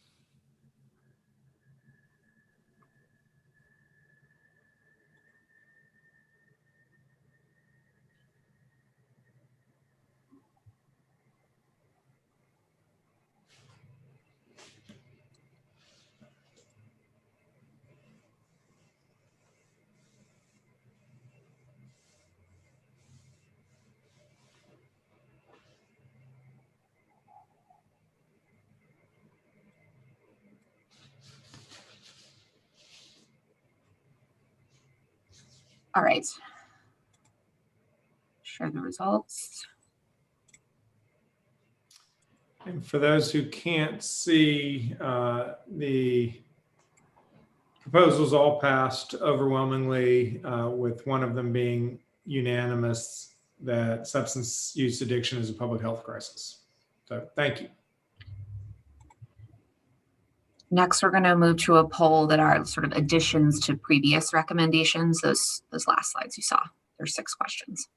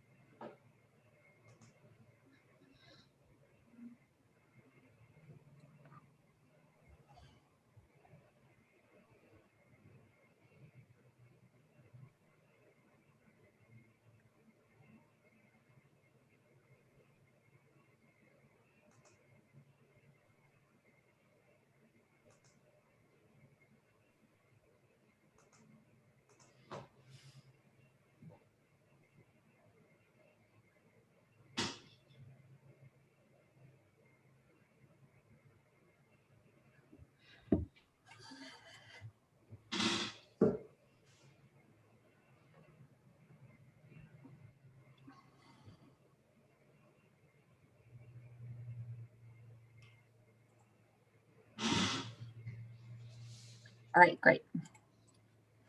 Sharing now. And for those who cannot see the results, they all passed overwhelmingly. All right, thank you very much, Task Force, and thank you, Working Group 2. Y'all were an entertaining group to observe. I'll give you that much. A lot of good discussion in Working Group 2. All right, we're going to move on to Working Group 3. We are behind schedule, and so I think that we want to hear from everybody on the important elements of the various proposals, but to the extent you were just affirming something that's in there, or let's keep the conversation really tight and focused so we can try to stay on schedule. Working Group 3, Representative Maury. Okay, Working Group 3, we are the proud working group that always doesn't take up all the time, and we catch you up. So we're going to do that today. Jim Woodall, District Attorney, is on this working group. State Senator Mustafa Muhammad, who is a defense attorney, is on this. Commissioner Ronnie White, Tara Callahan with Conservatives for Criminal Justice Reform. And we really thank our staff. Natalia has done a fabulous job, Ellen, Karen, and Michael. We are going to bring 2 basic recommendations. One is on marijuana, and the other is on prosecutorial charging, and Natalia will present that. We had a great session talking about marijuana, which we were all excited to do as our last meeting. Steve Mann from DOJ presented, Dr. Lynn Silver, a pediatrician with the Public Health Institute and World Health Organization, and also Bo Kilmer of the RAND organization. And basically we were looking into, of course, the racial disparities. Last year, North Carolina had over 72,000 charges of simple possession of marijuana or marijuana paraphernalia or less than a half ounce. And so we were looking at that. We know it's about a 4-to-1 racial disparity of charging people of color compared to whites for marijuana. And we talked and discussed the difference between decriminalization or legalization, and had a thorough review of it. And I think we're ready to show you what our recommendations are. And this is also in context, 27 states have changed their marijuana laws over the last 5 years, and also look at what it does for expungement of records with small amounts of marijuana, or vacating sentences or sealing sentences. So these recommendations that law enforcement prosecutors should immediately deprioritize marijuana-related enforcement prosecution, that we are presenting to the task force to decriminalize, not legalize, but decriminalize possession of up to 1.5 ounces of marijuana, making it more of a civil offense, and expunge any past convictions for these misdemeanor minor offenses through an automatic process. It could be a seal of a record, or automatic expungement, or a vacate any of these sentences.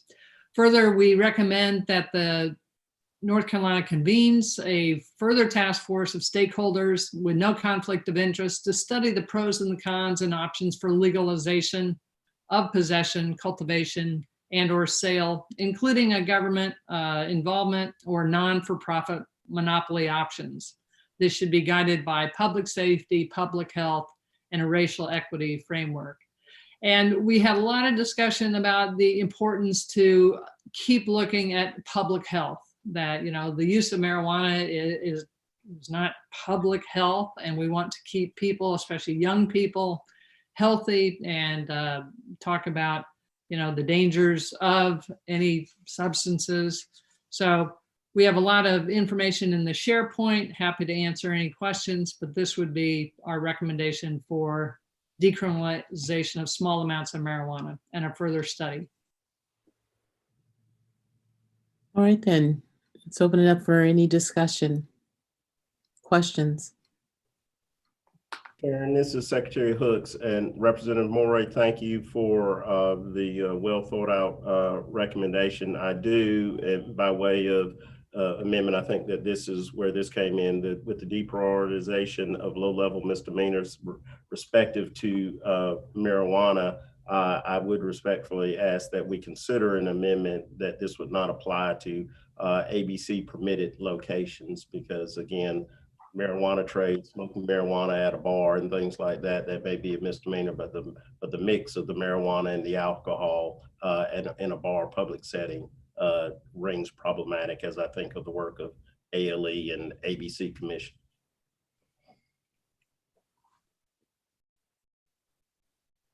Okay, thank you, Secretary Hooks. This is John Letney. I'd like to comment. Yes, sir. So I don't have a opinion one way or the other about legalization. It's, you know, the will of the General Assembly on that, and we will enforce whatever laws are duly enacted. I do want to reiterate my concern about the immediate de-emphasis, because I think it's going to have an unintended consequence of the application of those laws that would be inconsistent across the state. So I support the General Assembly looking at this and determining what the law should be, and then law enforcement would obviously enforce whatever laws are in the book. And if that is a lower level, fine, no problem there. We can certainly adjust, and I think that has some benefits. I think the research should look very closely at some of those other states who have been down this road ahead of us and looked at their unintended consequences. For example, Colorado, one of the earliest adopters, has had an increase in homelessness, an increase in mental health issues, an increase in joblessness, and no appreciable decrease in the criminal market. Even though there is a monopoly of sorts in government regulated marijuana sales, it still is taxed, it still is higher priced, and the criminal market still exists to an extent that has not changed from what I'm being told by my colleagues in that state. I also would caution that we look very closely at the research in Colorado and the state of Washington regarding serious injury and or fatal drug-related wrecks.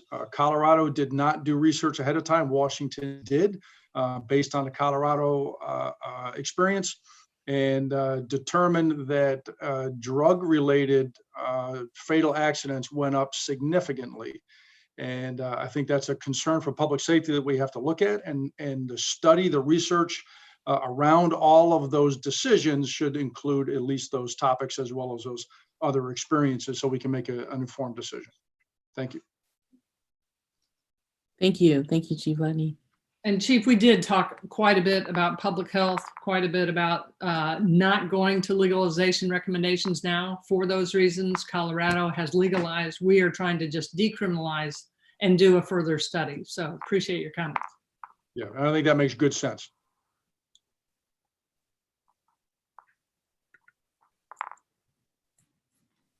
Other comments, questions?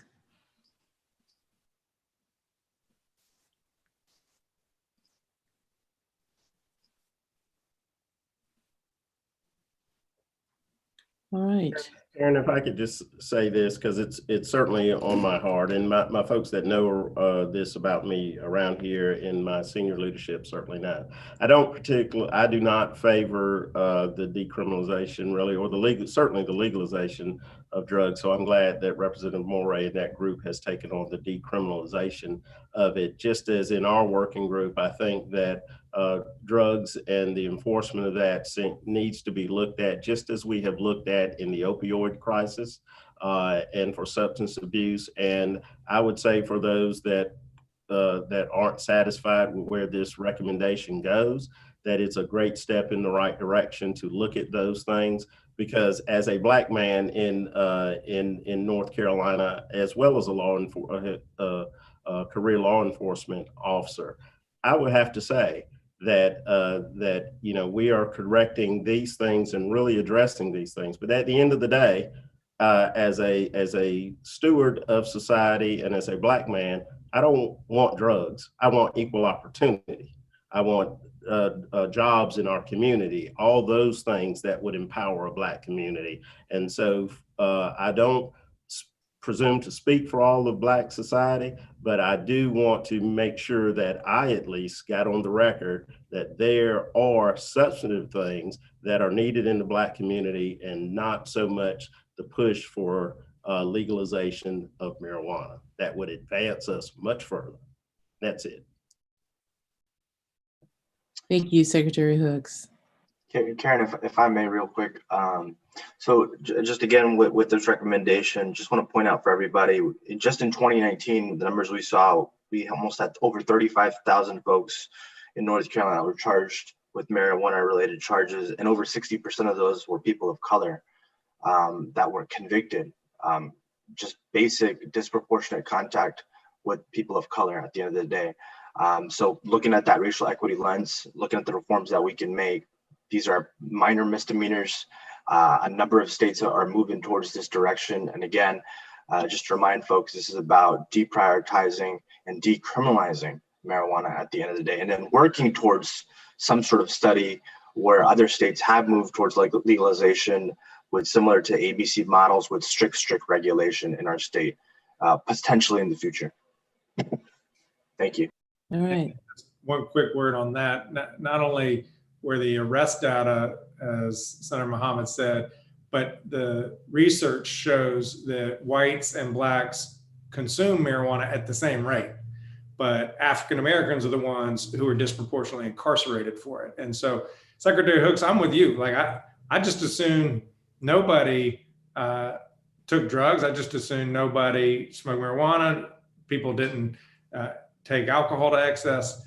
But the fact is a lot of people do use it. And by saying we're decriminalizing it and making it an infraction, we're not saying we think this is a good thing that people should do. But we're just trying to address the racial inequity in our criminal justice system, because, you know, loading people up with a criminal record, particularly disproportionately, it's caused a lot of hardship across North Carolina. All right. Thank you, Attorney General and Senator Mohammed. If there aren't, Henderson, did you have a comment? No. No. Okay, then. All right. So if there aren't any others, then Representative Maury, do you want to go to your next one, your next recommendation? Yes, and Jim Waddell had to jump off. He's in a Superior Court trial. So I think, Natalia, would you like to present this? Yes. Hi, everyone. So I'm going to run through this recommendation that Jim worked on charging and prosecutorial decision making. The first recommendation is a training recommendation for district attorneys on cognitive bias. You know, and we did already pass a recommendation on all court actors receiving racial equity training. So this is not, you know, contradictory to that, but this is an additional training requirement that the Conference of District Attorneys would like to put on for their members. And we did include some language that this training should be developed in coordination with other stakeholders, including people who have had past involvement in the criminal justice system, survivors of crime, and other stakeholders. Number two, you know, we have heard from some district attorneys about some of the challenges involved in data collection. And so this is a request for additional funding to enhance data collection and technology in district attorney offices, and also a requirement that any of the data that's collected through these additional efforts and this additional funding would be publicly available. Number three on the next slide is a series of steps that district attorney offices can take to impact racial equity. And I'll just editorialize a bit and say that some of these are somewhat duplicative of other areas of the task force's work. But I think to some extent, some of this bears repeating, because this recommendation is really about how the district attorneys can play a role in advancing this work, and they can take some responsibility on for pushing for these initiatives. So again, it's a conversation around the deprioritization of misdemeanors that don't impact public safety, and how that may not be a good use of resources for district attorney offices to focus on. The second is diversion programs, both pre-charge and post-arrest, and how prosecutors can be leaders in that area in developing diversion programs in their districts. The fourth, which I think is really worthwhile and exciting, is about the use of mass relief efforts, and how district attorneys should support those and do what they can to help ensure that, you know, whether we're talking about expunctions, driver's license restoration, that district attorneys can help be leaders in those areas and play an important role in mass relief efforts. And similar to that, just an acknowledgement that in order for the Second Chance Act to be fully implemented, that appropriate resources should be provided. So two more on the next slide. Number four is more of a value statement or an endorsement that prosecutors should participate in studies and surveys. And Jim spoke about how he had opened up some of his decision-making to researchers. And I know we've heard from other district attorneys who have talked about their office's involvement in academic studies. And so this is an endorsement that having prosecutors be transparent and open up their decision-making to researchers can yield some worthwhile data. And then fifth and finally, the last piece of this proposal is again a value statement, which I think echoes the recommendations that we passed last time on victims' issues, that North Carolina should always recognize the rights and consequences to crime victims and survivors and their families when reform is proposed. So again, I'll open it up and welcome any questions. Wish Jim could be here also to answer those questions.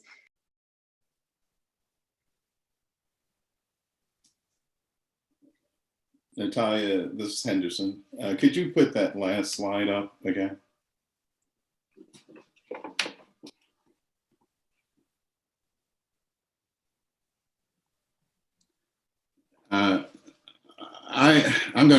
I object to 5, but yeah, it sort of raises for me a broader point. I think Jim and I have had sort of a running discussion during this task force about how we view harmed parties and the role of victims.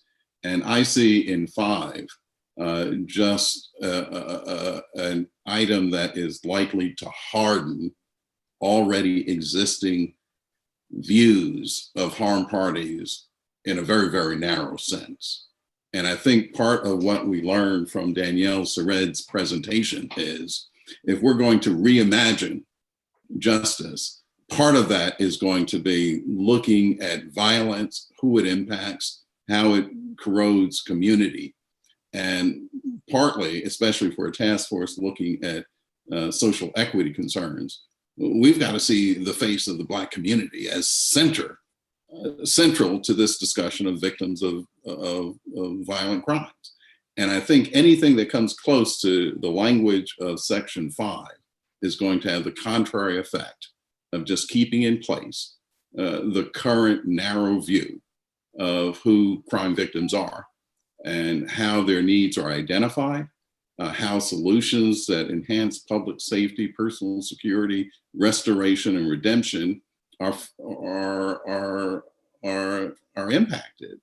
And so my view is that we should delete 5, and we should be looking to expand and broaden the way we view victims of crime and harmed parties. And just as a general point of encouragement, much of what's in these recommendations sound good and fine to me. One thing that I would encourage would be greater participation in joint associations and conferences between DAs and civil libertarians. I think we often exist in silos. And if we have these discussions and the DA conference goes off and has their discussions on these subjects, we're not going to get any progress. And that if there's going to be progress on any of these important issues, we've got to break out of the silos, have professional discussions that describe these differences. And I think people of goodwill should continue to find a common ground on these issues. It's not going to happen if we just have these laudatory aspirations and say to the conference, go out and do good.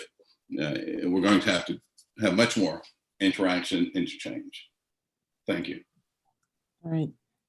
Thank you, Anderson Hill.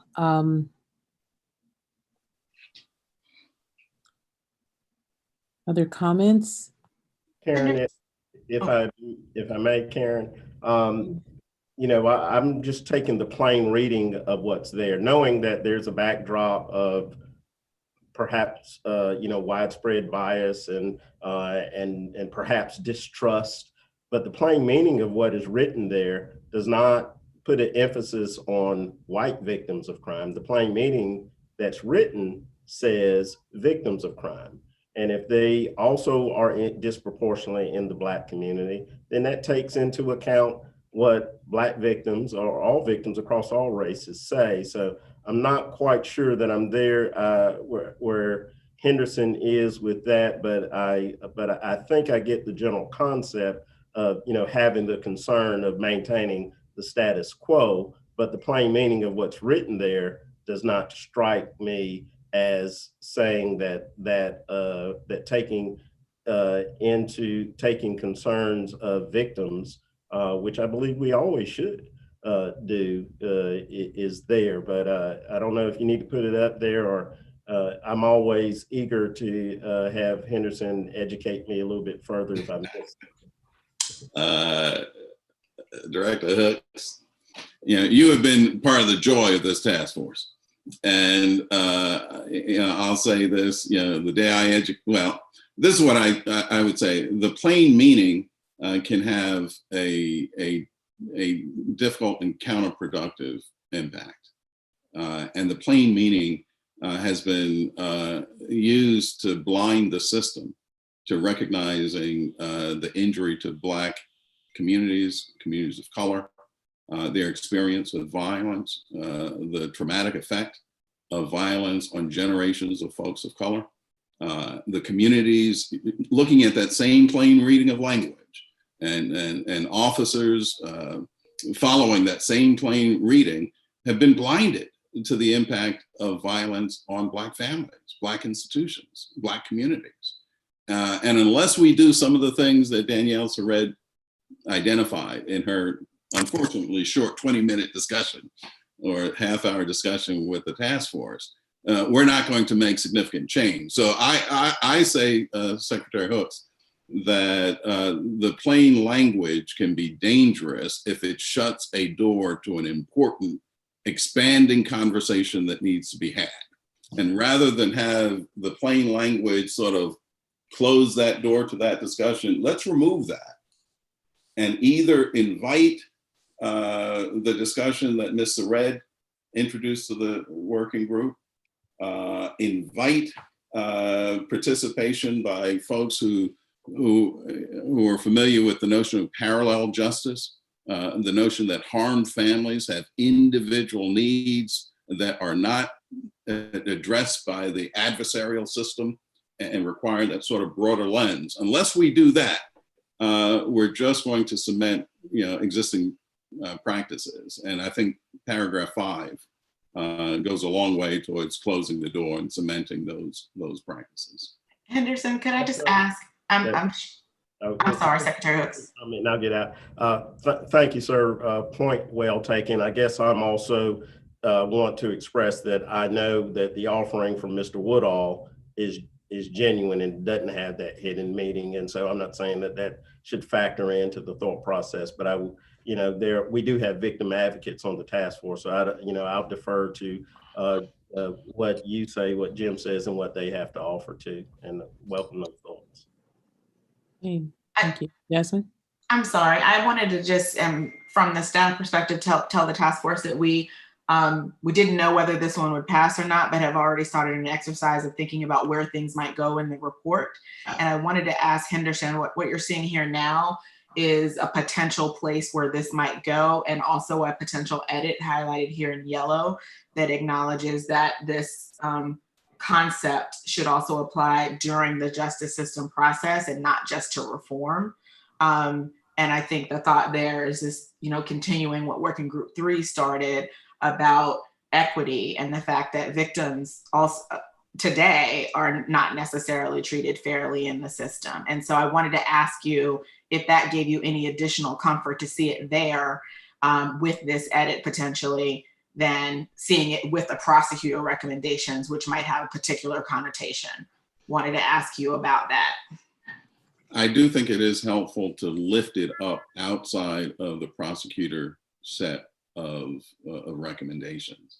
And I'm not a great multitasker, and I don't edit on the fly real good.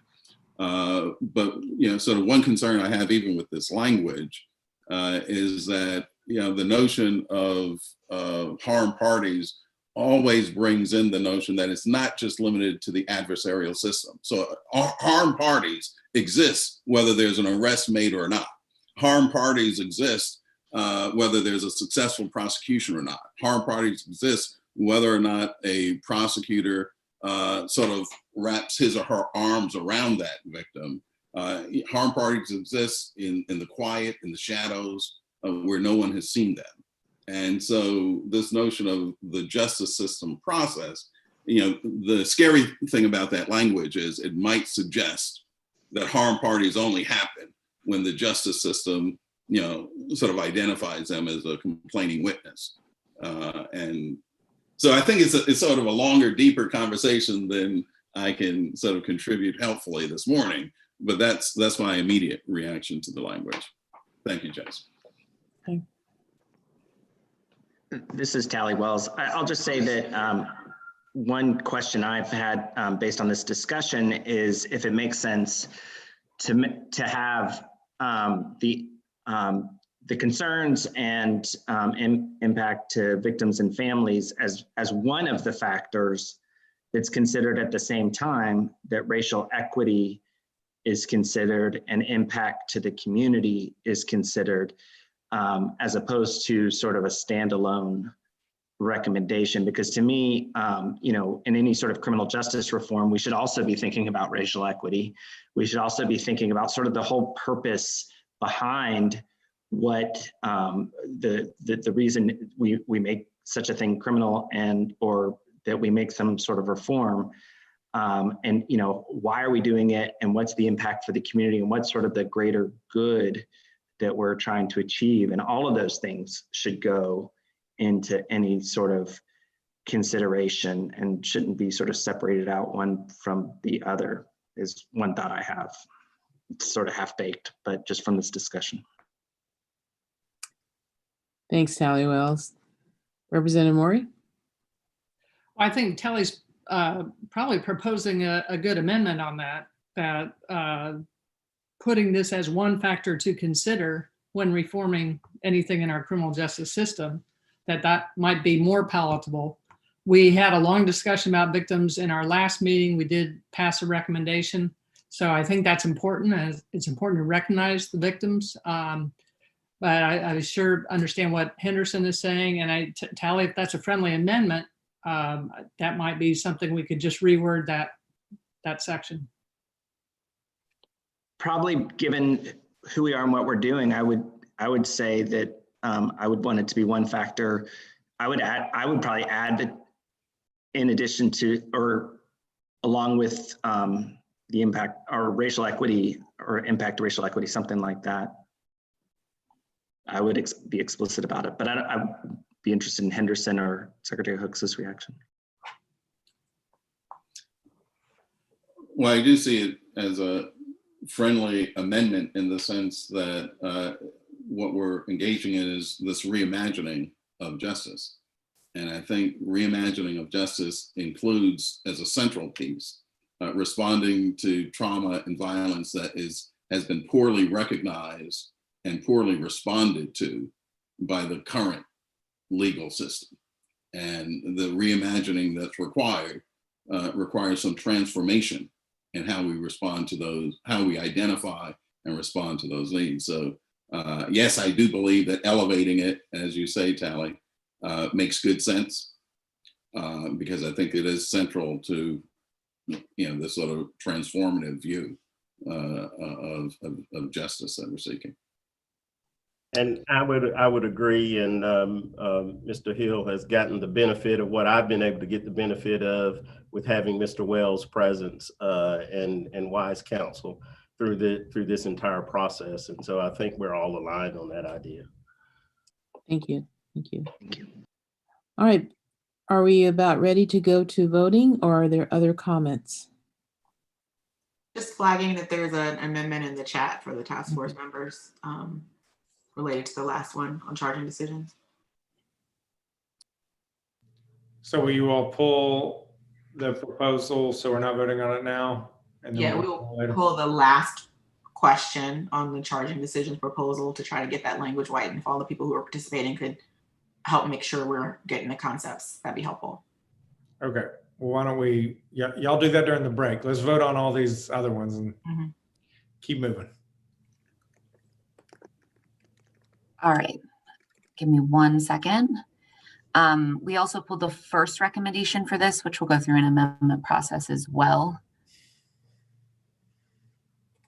Here are all of working group 3's. Other than 2 questions, is that what you're saying? Correct, yes. So we'll vote on 2 more at the end, but we've got these here before us.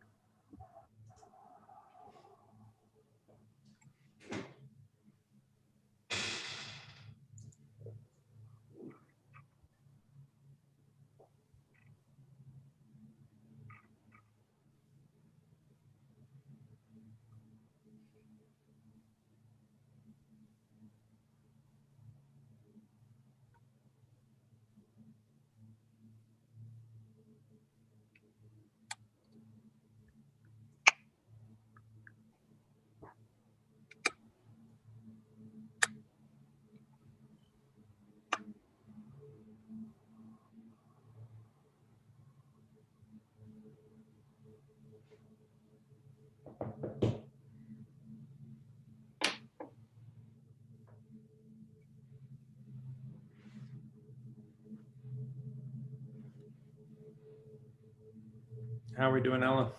For 21 folks, there's the 22nd. Does anybody else still need additional time? I think we have 23 task force members on right now.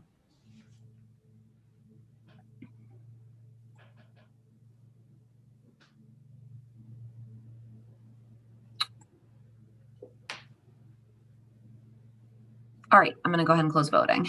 Yeah, someone could be away from their desk. Yeah. Okay.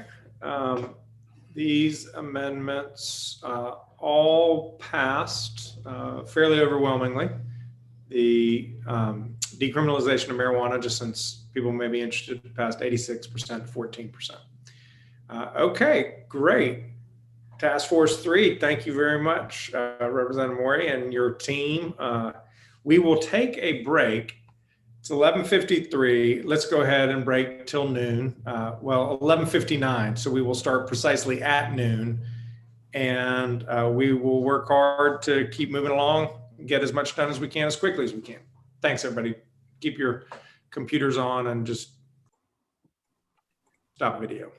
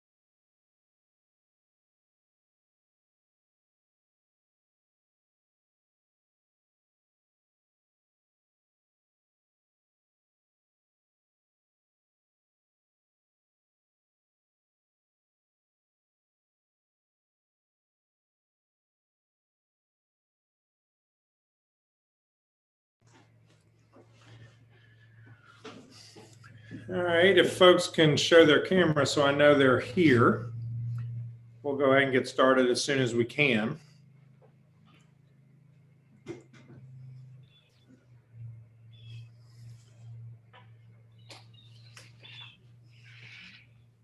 All right, I think we've got a critical mass and others may trickle in.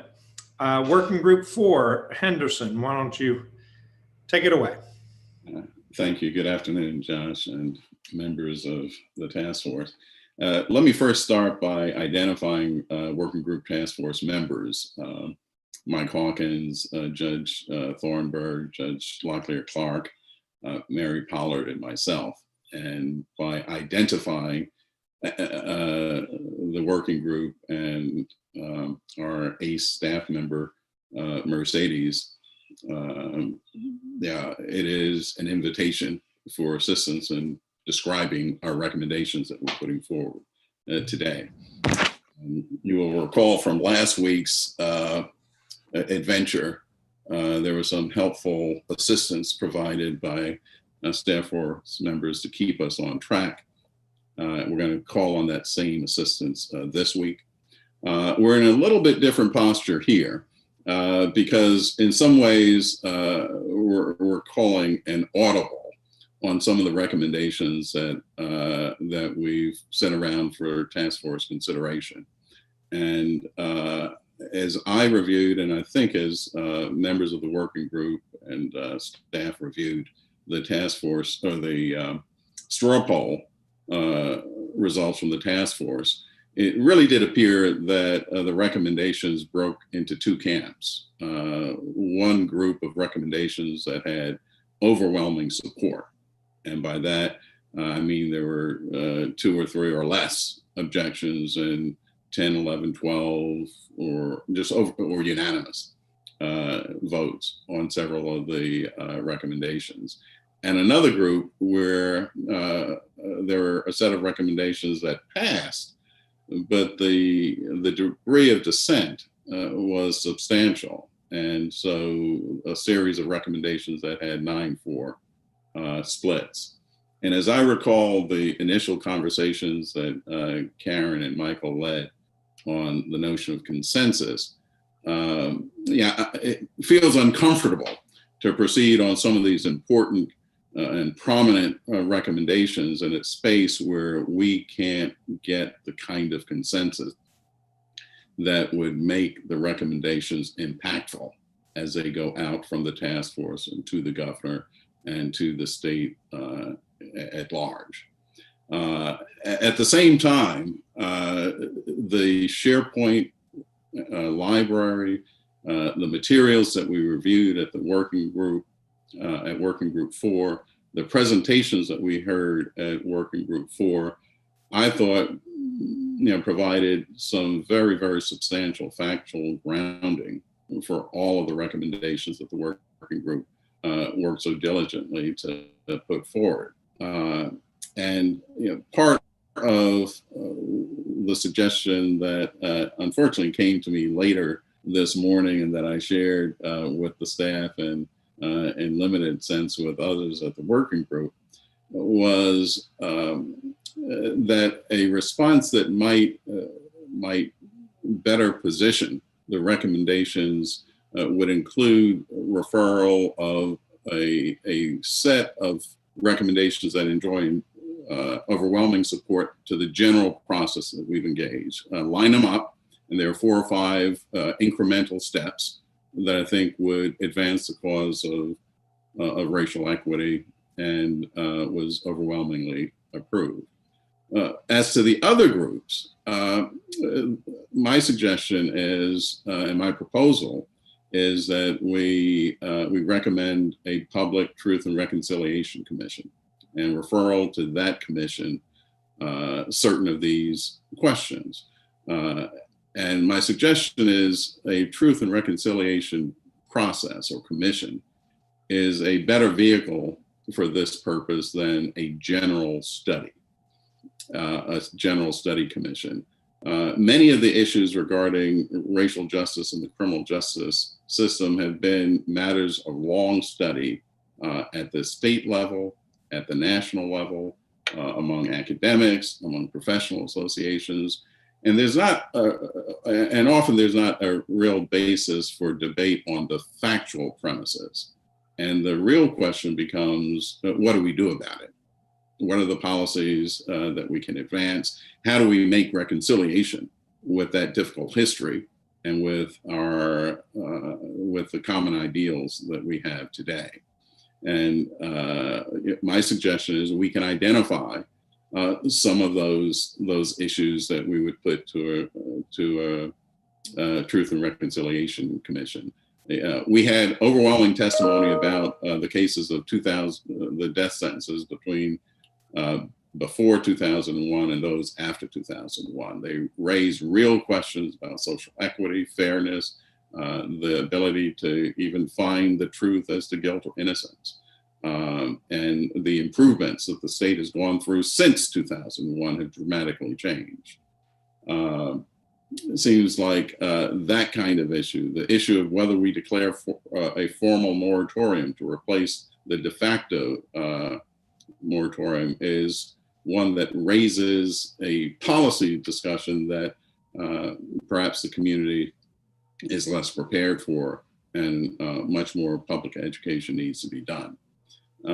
So I think with the help of Mercedes and Mary, I'm going to suggest that we identify the sort of twin area of approach, dealing or lifting up to the task force those recommendations. I believe there were 4 or 5 of them, Mercedes, that enjoyed overwhelming support, and getting a vote on those, and then separating out a recommendation for a public truth and reconciliation process.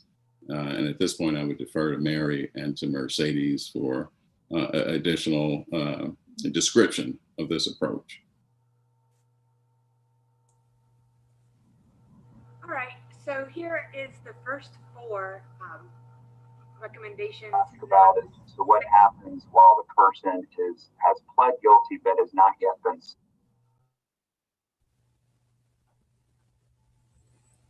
Okay, can everybody hear me now, and just me? All right, so this first slide is showing 4 recommendations, and the next slide will show another recommendation, but this first one being establishing and funding a conviction integrity unit within the Office of Indigent Defense Services. Mary, do you want to speak on that very briefly? I do want to be heard on that. And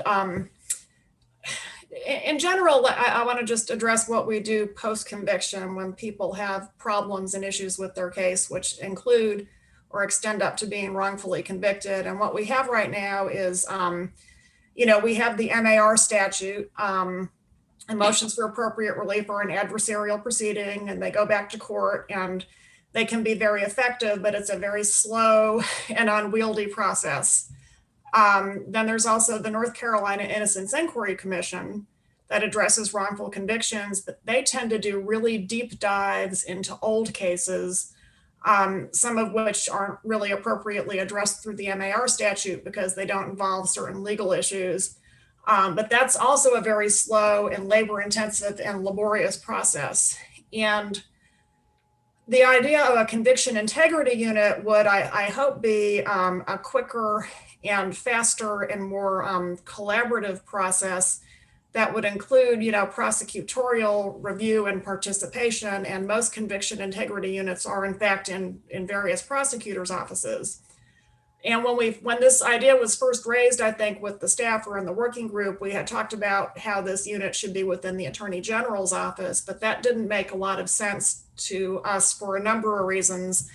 The main one is a practical thing. The AG's office handles all the criminal appeals, so you just have all these conflicts of interest where it would be going, defending a conviction and setting aside a conviction at the same time.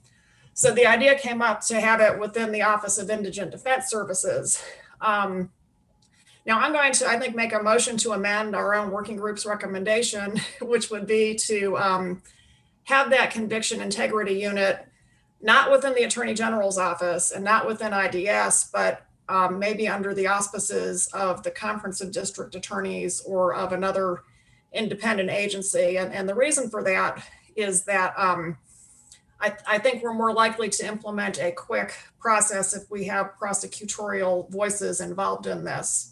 And it's sort of that other, we have the two legs of the stool with the both MARs and the Innocence Inquiry Commission. This would be the third leg. And I would envision this office, for example, occasionally we find out that people have been convicted using forensic evidence that's actually junk science.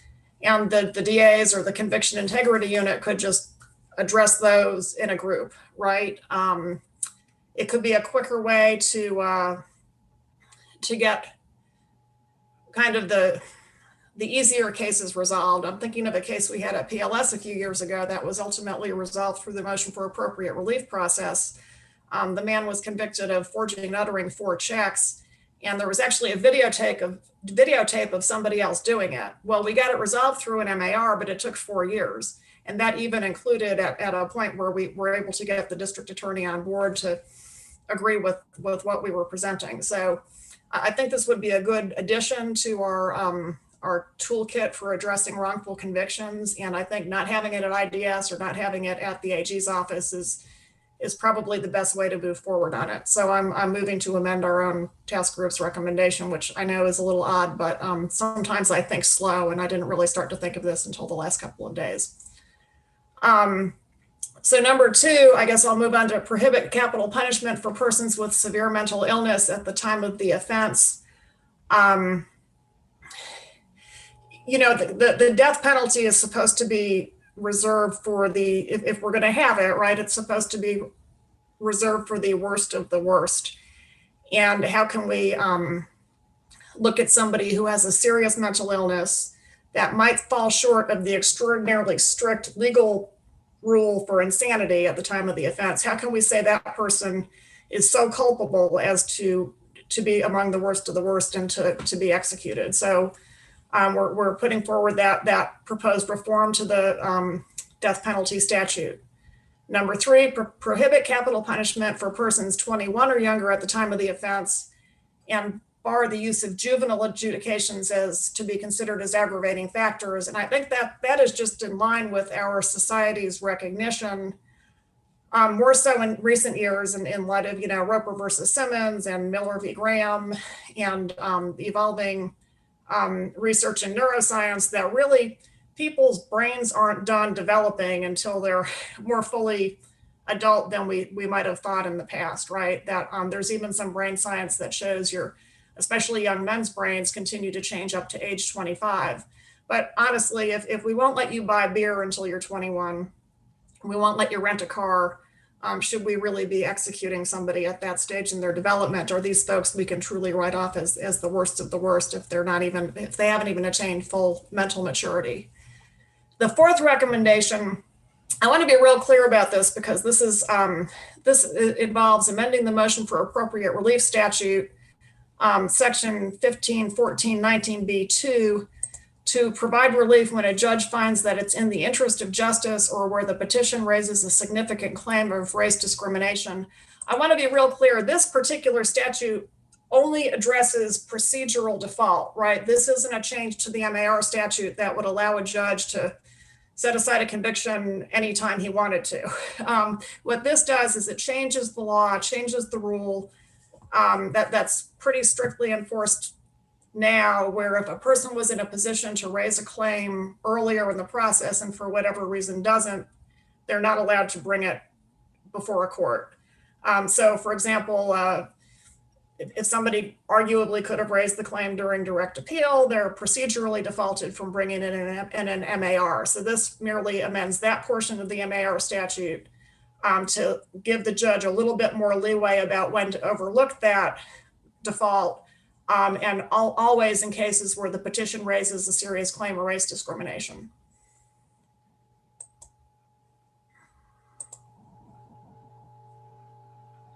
And then the next slide would be our 5th and last recommendation.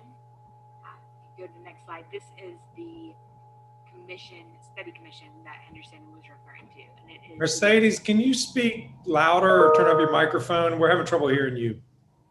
I'm having trouble with my microphone, so I might ask Henderson. That's good. That's good. Whatever you're doing now, keep doing that. I am screaming, so I'm going to ask Henderson or Mary to speak about this.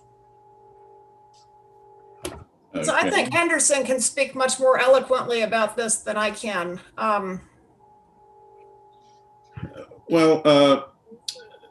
of the motivating reason for labeling this process a Truth and Reconciliation Commission is that the very name suggests that there is a need to respond to some commonly accepted facts.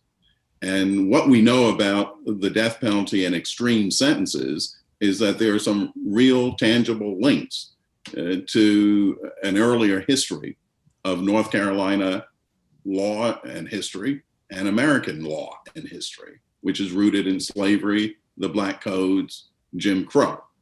Many of those experiences are linked to certain current practices. Those include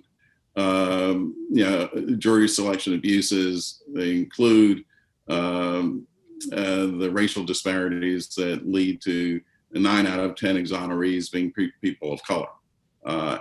So they include the sort of mandatory death penalty that existed prior to 2001 and led to, again, racial disparities in those who received the death penalty before 2001 versus those that were sentenced to death after some significant improvements in the administration of the death penalty. So the question is, on these range of important and significant subjects, there is a need for greater public education and consensus to move forward on it. And the suggestion here is that by adopting a Truth and Reconciliation process similar or modeled after that, following the period of apartheid in South Africa, following certain international acts of genocide, it's an important and effective way to try to bridge difficult histories. So among the things that we would submit to this Truth and Reconciliation process are those bulleted here. So the things to be studied are racial disparities in capital punishment, wrongful convictions and exonerations, costs, both fiscal, that is raw dollar, and opportunity costs for capital punishment in terms of smart on crime and alternative uses of public safety dollars. This third provision sort of resonates with some of the earlier discussion this morning. How effectively the current legal system is identifying and responding to the needs of harmed individuals, families, and communities in response to violent crimes to effectuate the goals of public safety, harm reduction, and restoration. And the notion is this is really a part of the reimagination of justice that needs to take place. It's a big picture issue and one that there's an important burden of public education that needs to go forward. Two is the commutation of sentences. This is the issue we've talked about before, pre-2001, post-2001. And a study commission would help inform whether or not that is best redressed through a series of district attorney actions in court litigation, through the gubernatorial clemency power and or other vehicles. And the next bullet, an expanded Racial Justice Act that extends to life without parole sentences, to the new folks who are prohibited from the RJA repeal from litigating RJA.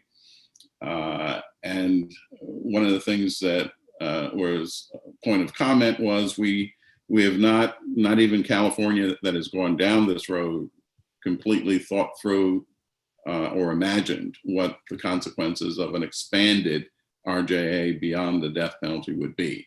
And so that would seem to be one of the subjects suitable for this, this process. And I thought that the last item was one that we wasn't sure that there was consensus on including that last item. Mary, what's your recall? I think that a matter of competent counsel is always an issue that is critical and is important to be studied. And IDS, I guess, is centrally involved in that question. But Mary, I'm actually pointing to the very last bullet there. The maximum punishment for whether the maximum punishment should be life in prison, that bullet? Yes. Yeah, I mean, I think ultimately that's a question that the commission would look at. I wonder if by including it, we presuppose an outcome. But I think we could leave it there. Maybe they would decide it shouldn't be. I don't know. I thought the weight of the last discussion, I thought it's less helpful to be included than it to the ultimate deliberations of the study commission. Are you moving to amend to take out the last bullet point? I'm not sure I move to amend. I mean, I think that complicates the process over much. So that would be our fifth proposal, Working Group 4's fifth proposal. And I think those are it. Thank you. Yeah. Yes, thank you, Working Group 4. I'd like to open it up for to the rest of the task force for comments on what has been presented. I'll start off. Ms. Pollard, you mentioned a case where there was video evidence that the person in question didn't do it, and then you said it took over 4 years to get it overturned. I guess my question is, in the discussions that you all had, was there any talk of maybe a recommendation to have legislation or the governor, whoever has that power, to set a time frame in which, once that evidence is presented, that it be handled a lot quicker than 4 years? I couldn't imagine waiting 4 years for somebody to look at a video and go, yeah, that's right, this is what the video is showing. Yeah, I mean, that's just, I think, the nature of the adversarial process is it can take significant time. And of course, with all of these proposals, the devil is in the details, but my hope would be for a conviction integrity unit where it's somebody sees it immediately and there's kind of widespread agreement, it would happen faster. There have been discussions in the past about amending the main MAR statute to make things move along faster, but it's just, the wheels of justice turn slowly sometimes. And this would be another tool to help them turn faster in appropriate cases. And that man's case, that was very sad. I mean, he went through direct appeal and it came to PLS and we got the evidence and everybody moved, I think, as quickly as they expeditiously could, but it took us a while to get to a DA who ultimately agreed, yeah, this is wrong, and to get it fixed. So,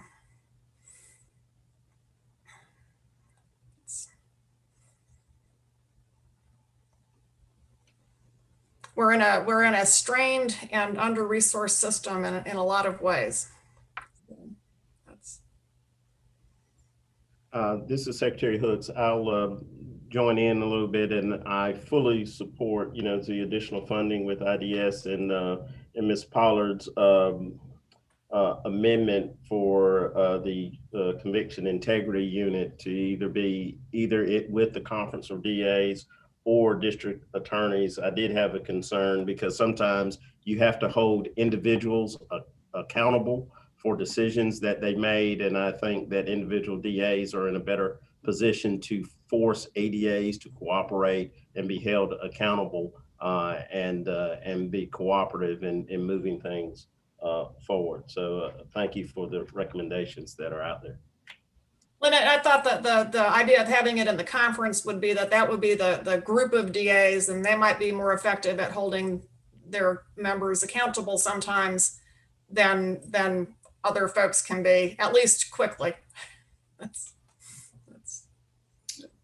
I guess I need to be heard on, Mary, your recommendation about switching the situs of these additional funds. And yeah, I think we've struggled over whether the AG, whether IDS is the appropriate citing. I'm a little stunned about the conference being lifted up as the appropriate setting for it, and not wanting to engage in sort of intramural disputes with a part of the bar, particularly when Jim's not here, and Jim is a past president of the conference.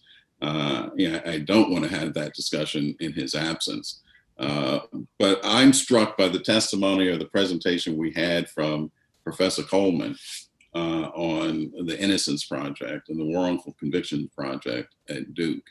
And that part of what he brought to us is the notion that relying on students and volunteers to lift up issues of innocence and wrongful sentencings and extreme sentencing is the wrong way to go.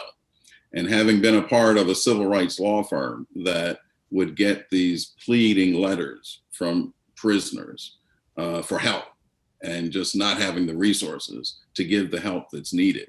I think part of the motivation I recall behind using IDS as the site is that when you've got 1,000 lawyers in individual practice and you have an agency that can assign those lawyers to develop cases that seem merit-worthy of investigation, that's more likely to be a successful formula.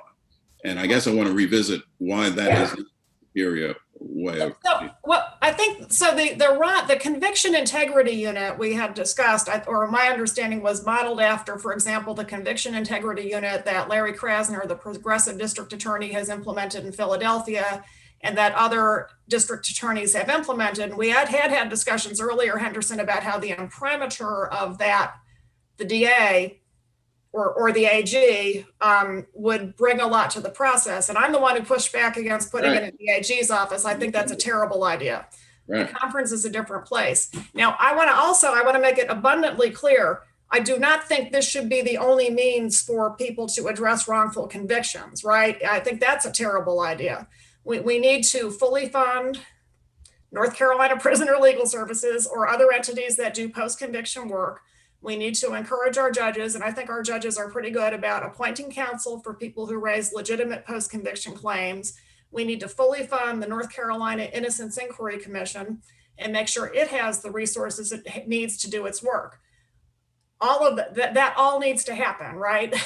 This was merely, I think, an additional tool in the toolkit. And for example, I'll give you an example of what the DA's focused conviction integrity unit would do. 7 or 8 years ago, somebody else on this Zoom probably has a better idea than I do, there was widespread debunking of the use of blood spatter testimony, right? And there were a couple of people identified who had been testifying in cases presenting this blood spatter evidence like it was hard science. And that all got debunked and undercut. And a bunch of district attorneys were reaching out to try to find people to help them get these convictions fixed. This could be an entity that would do that. There's a model out there for it.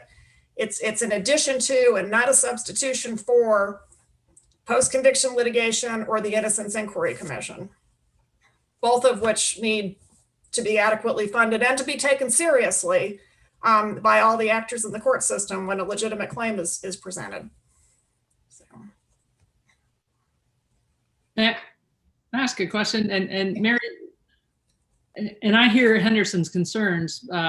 It's a big switch from proposal IDS to the Conference of DAs. What if it went to the state bar with representation by the Conference of DAs and IDS? So it's a much more neutral entity wanting the integrity of the law profession, but it would be like a neutral state bar with both sides being represented. I mean, I would support some sort of an independent entity having it, right? The problem with putting it under IDS, and I'll be frank here, is that I'd be happy to have it under IDS, and I think we would run an excellent conviction integrity unit, but nobody's going to take it seriously unless there's, there are just sometimes you need to have everybody in unison, and that's why we need this sort of prosecutorial voice. And IDS isn't set up that way. I'm not sure the state bar would want it. Maybe the conference is the wrong place. Maybe it should just be its own standalone entity somewhere. But the model that, the reason we came up, or I came up with, or thought about the conference, and I've chatted with Jim Woodall about this offline. I don't know if he's back on or not, is because that's more consistent with the concept of the conviction integrity unit as it has arisen elsewhere. I don't care. I want people who are wrongfully convicted to have a fair shot at getting out of prison fast. And that's not happening now. And we can improve it on multiple fronts. So this is one suggestion. And we don't actually have to answer the question. To the extent there is uncertainty, this would require legislation anyway. And so recommending to the legislature to create a convictions integrity unit that includes the input of prosecutors and defense lawyers, an independent convictions integrity unit has both perspectives. Maybe that's all we need to say. And then that way we can let the process work itself out. I support that. I don't want it to be in your office. No offense, Mr. Attorney General. No, and it doesn't need to be in my office. We need to have it be in the most effective place possible. So let's have the amendment be establish an independent conviction integrity unit. And I'll further amend it to ensure that the Office or Indigent Defense Services has sufficient funding to pay lawyers who do post-conviction litigation. So.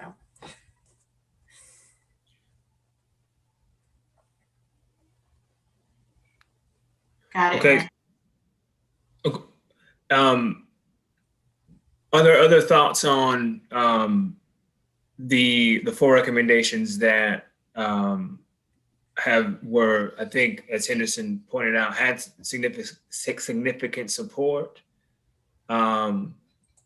and the consolidation of amendments for the Truth and Reconciliation Commission to do some further study across the impact of race and criminal justice by and large? I think. Yes, this is. I'm sorry. Go ahead. Go ahead. Yeah, I think these are phenomenal recommendations, and I really appreciate the working group for and really taking a hard look at this and the new recommendations. So I think I really applaud your work. Thank you. And I just have a quick question. I just want to know, was additional funds in response, was additional recommendations in response to additional funds for these different entities that look at post conviction, wrongful convictions, was recommendations put in place to fund these or add additional fund to these entities as well?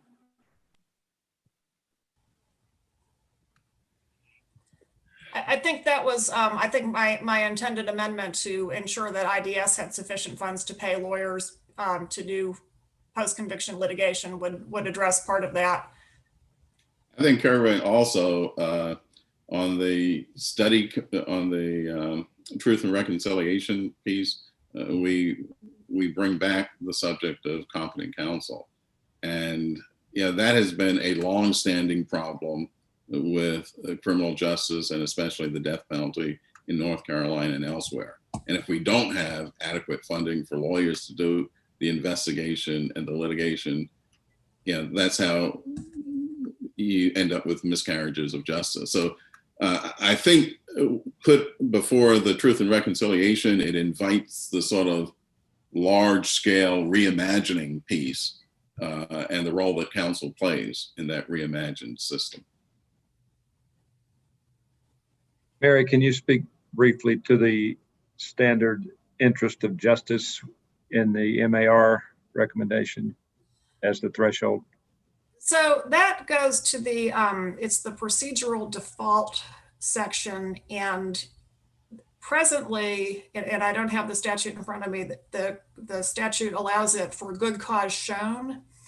A judge can excuse procedural default. So I think this is a slightly more forgiving standard, or it gives the judge slightly more discretion, I think. Forgiving's the wrong word.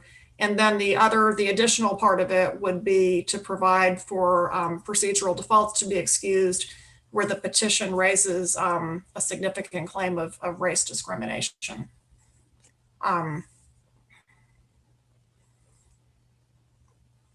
Was there any? It has nothing, it doesn't go to the grounds of the MAR, the actual MAR statute with the grounds that are allowable, violation of your constitutional rights, newly discovered evidence, and the like. That doesn't change. This is just the portion of the statute that allows to make a judge to make a decision about whether it should be thrown out because the claim wasn't raised earlier. And sometimes people just aren't in a position to raise claims earlier, particularly if they're related to race discrimination. And that's the clarification I want. Yeah. Thank you. Our working group has one more recommendation apart from wrongful conviction as it relates to reentry. And so I thought it might be a good time to present that really quick. Right now, I had overwhelming consensus, and then maybe we can bring things to a vote. That recommendation has to do with the reentry process as people are coming out of incarceration. And ultimately, the working group decided to give kind of an overarching recommendation to adopt the recommendations made by the statewide reentry council collaborative. So the SRCC was actually created, I want to say in 2017, 2018, with a final report in 2018. A very diverse group of representatives from state agencies, higher education, business, faith, and community-based organizations came up with a series of recommendations. There are about 34 of them that are still kind of outstanding, that have not been implemented. And the working group decided that instead of listing out those specific recommendations, as they are very detailed, that it was probably more appropriate to make an overarching recommendation to support the work of the statewide reentry council, the SRCC. And that is why that is written this way. And I'll open it up to the floor for discussion. Just for situational awareness, there was at least one other recommendation where we recommended the adoption of other task forces recommendations. I believe the task force for safer schools, and there might have been one other. I think that came up in the straw poll, so I wanted the task force to know that.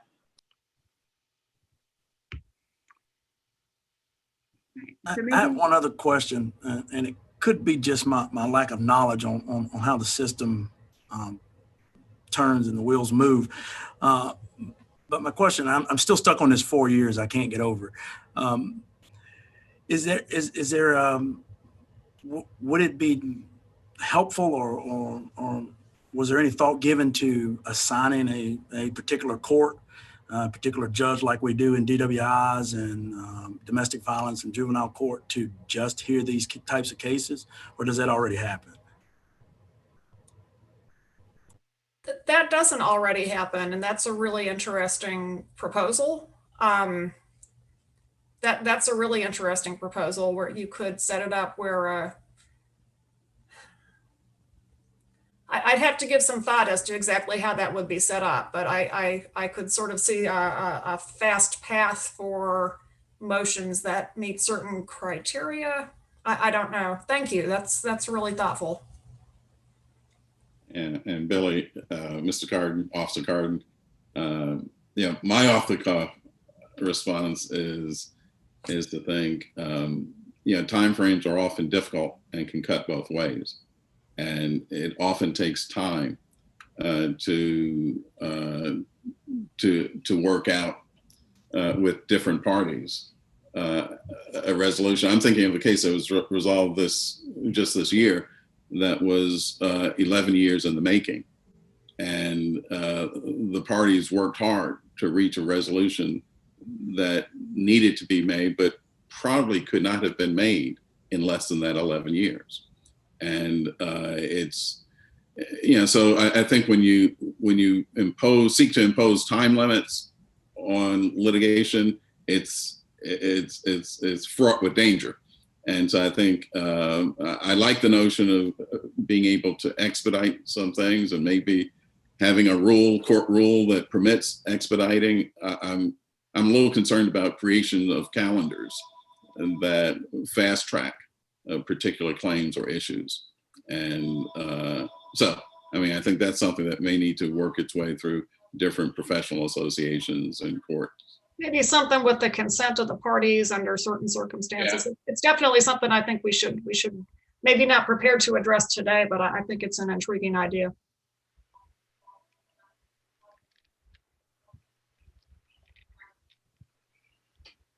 I still think I'm confused here, or maybe I just don't understand. But when we're talking about an innocence issue, and we have evidence to say that a certain person did not do a certain crime, I just don't understand how we're comfortable with 4 years taking to say, okay, you're right, it didn't happen. That's the part I guess I'm still hung up on. Yeah. And I cannot in good conscience say it's just okay to say, well, that's how long it takes, because it shouldn't. If in fact we know that that person's innocent, I can't get over that. Unfortunately, sometimes it takes much longer. On the flip side, well, there is no flip side, right? It always takes longer than it should. It always takes longer than it should. Sergeant, is there any interest in an amendment regarding study of ways to reduce the time and to Mary's IDS conviction integrity unit amendment? If I were to offer an amendment, I would say we look into a courtroom and a judge and the whole host of people that are required to kind of get that ball rolling a lot faster than that. I think one of the challenges is often a conviction integrity unit may be called upon to decide issues in addition to innocence. And when you're deciding issues in addition to innocence, the area for grayness is there, and those gray areas have to be probed and tested, and often consensus needs to be built that this or that decision is compelled by the evidence, and sometimes that consensus takes time to develop. It takes the presentation and evaluation of expert testimony and other things, and it can take time. I share Sergeant Gardner's concern about the time that it should take in these matters, especially if there's clear and convincing evidence like the example that was already discussed. And I know obviously there was a law enforcement agency involved at the beginning. So to what extent does law enforcement have a role and now a responsibility to reinvestigate that case in light of the new evidence, in this case, the video that shows someone else was responsible for that crime, and then maybe be the impetus to bring that back to a judge and determine there was no probable cause. And maybe there has to be another court-related process, but if someone's incarcerated on bad evidence or a bad outcome, is that another way to jumpstart the process and at least get the person temporarily released to build a case and present it later on to a judge? Steve, if I can jump in a little bit here, it is no one set way, but through the number of years that I served with the SBI, that there were a number of times that the SBI was called upon to investigate at the request of the DA to an older case that may have come to the attention. Also through the Innocence Inquiry Commission, they also have the ability to gain the assistance and have access to records as well.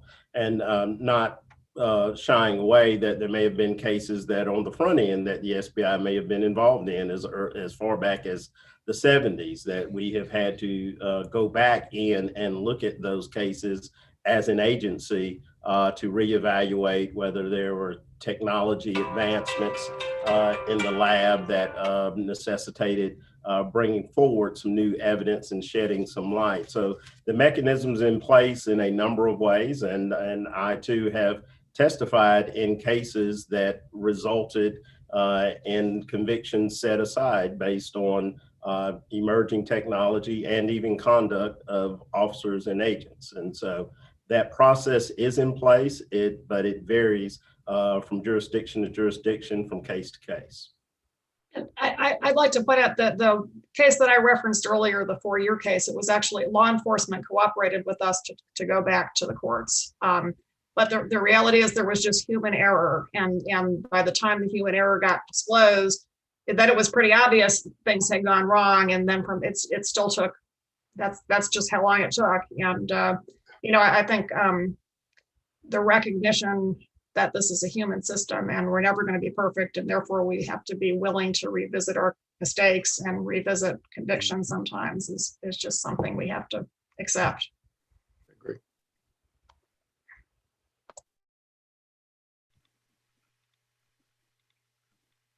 Michael, are you talking? Michael? We can't hear you. Michael, you're muted. I think his microphone isn't working. Yeah. All right, so. Yeah, go on, Karen. Yeah. So if there aren't any other comments, I think that we'll go ahead and go to the voting. Thanks so much, Karen. Yeah, and I guess we're going to pull that elections integrity while they work up an amendment for us to consider at the end. But Ellen, why don't you go ahead and put forward all the other amendments, other proposals for our consideration. Launching that now.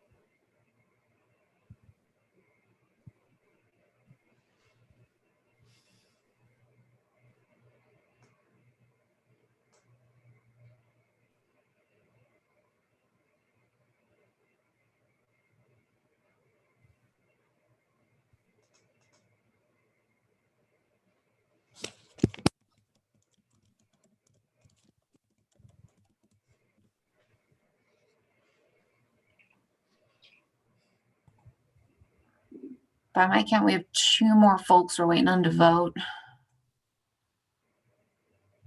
Okay.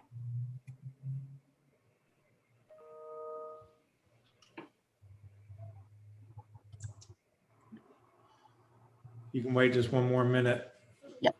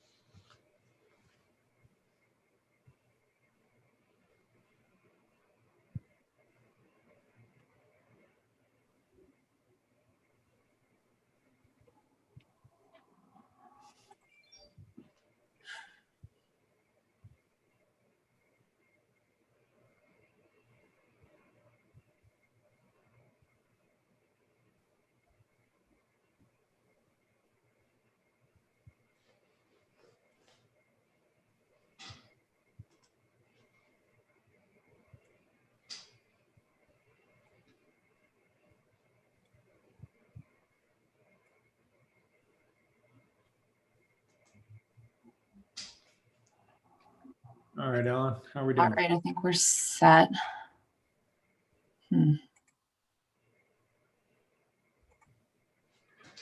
All right. For those who can't see the results, they all passed overwhelmingly and a couple unanimously. Okay, thanks so much.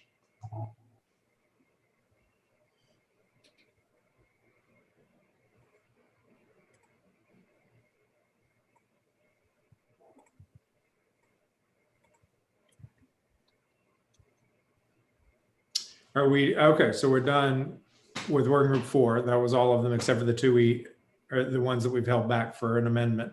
So we will transition to working group 1. Mayor Colvin, Leslie, have at it.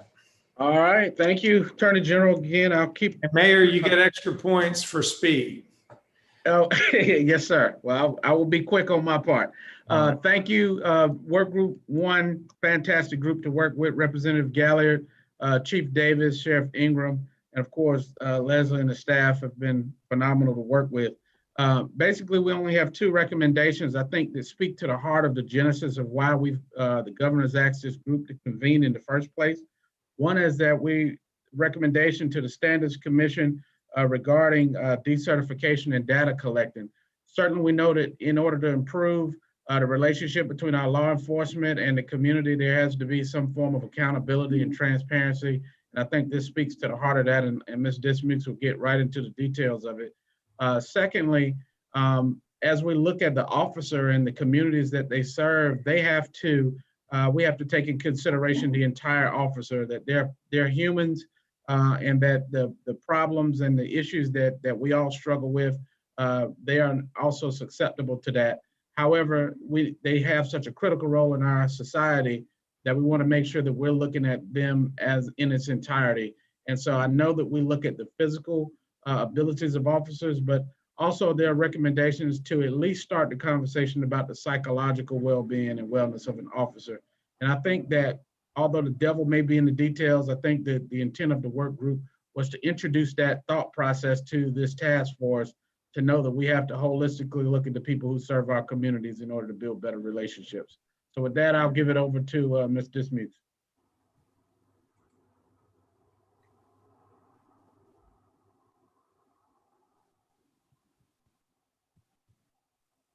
Ms. Leslie, are you there?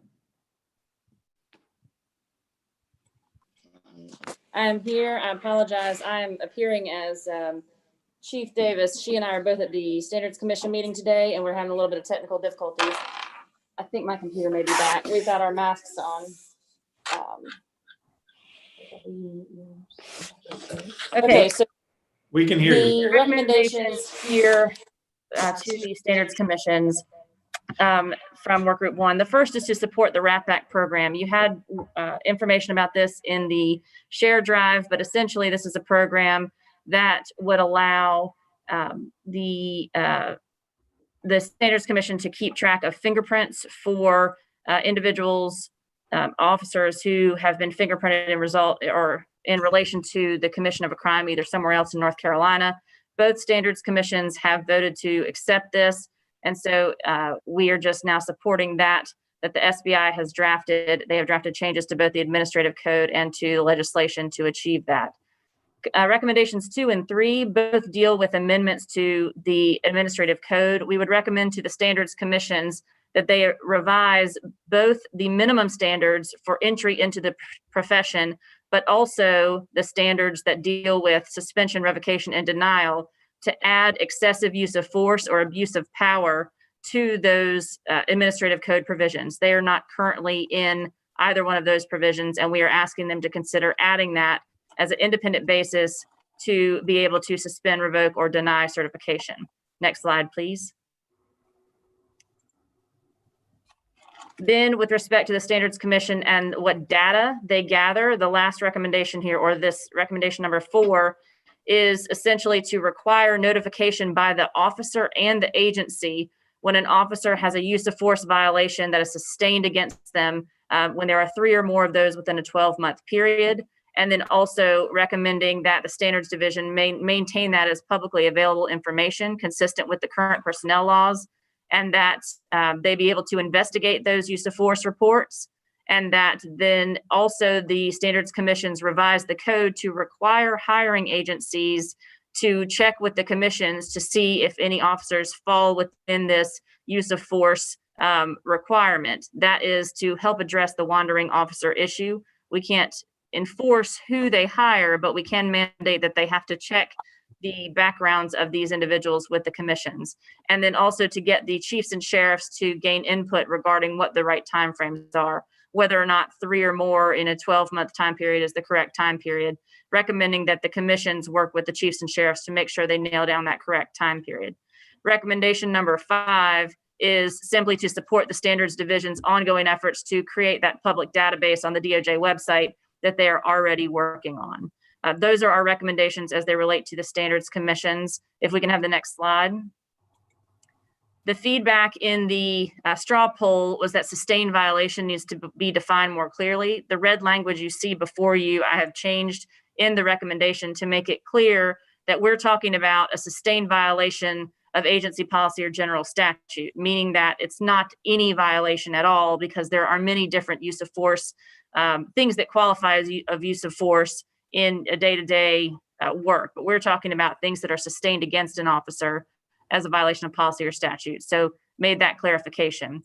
Also talking about how use of force and abuse of power will be defined, and then what type of information will be public.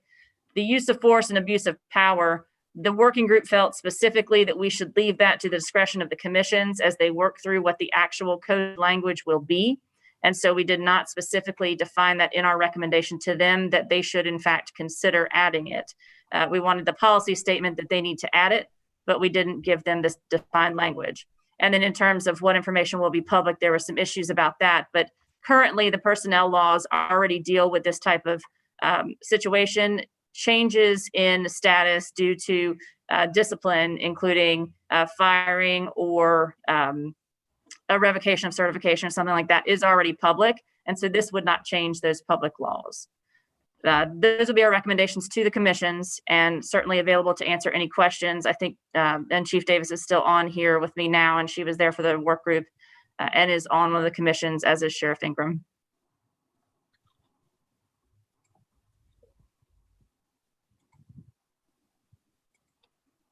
I would just like to thank Leslie for a conversation we had the other day about this. I had some questions about these recommendations and the impact and the goal and all that, and she was very able to walk me through the intent and the impact. So Leslie, thank you again for that conversation and the explanation. Yes, sir, Chief.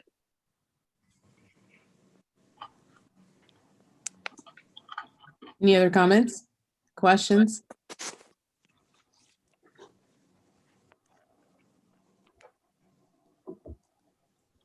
Did we have any data on how many officers had 3 or more sustained findings in a year? And We don't. At the moment, hang on one second. Chief.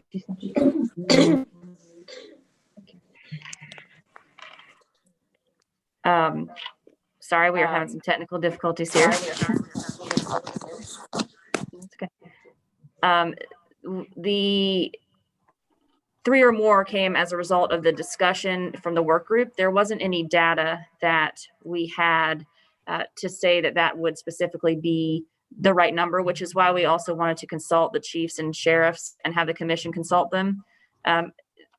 Chief Davis, I think, made the point, and perhaps she could speak to this as well, that certainly anyone with 3 sustained uses of force within a 12-month period is going to be someone that has a pattern of misconduct that we want to make sure is looked at for their certification purposes. And so that's where we came up with that number. And certainly that can be changed if we feel like it should be smaller or larger.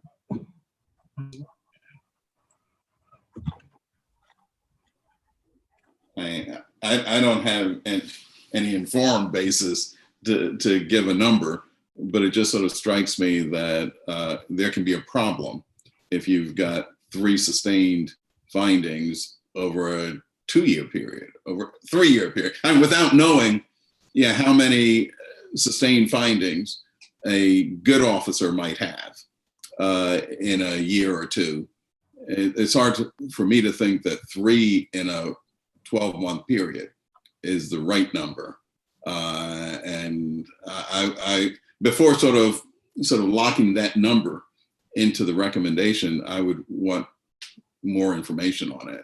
And well, Mr. Hill, that's the exact conversation we had, because what if it's a 13-month period? And so do you now look the other way? So I think that there was room by the work group to allow that type of discretion in amending that. That was just introduced as a basis, I think by Chief Davis when she was talking about it.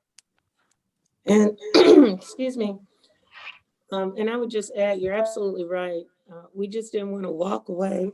Excuse me.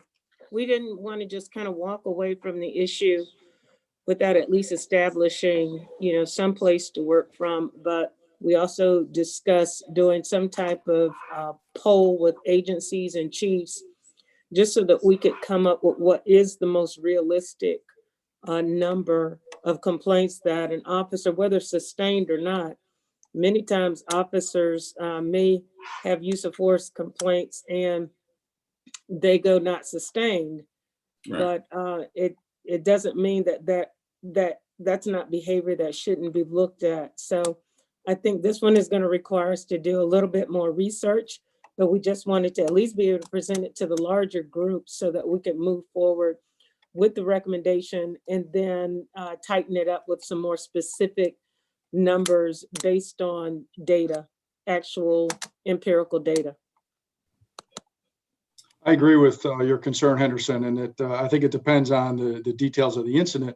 For example, one may be one too many, and that officer should be terminated and decertified. So it depends on the circumstances.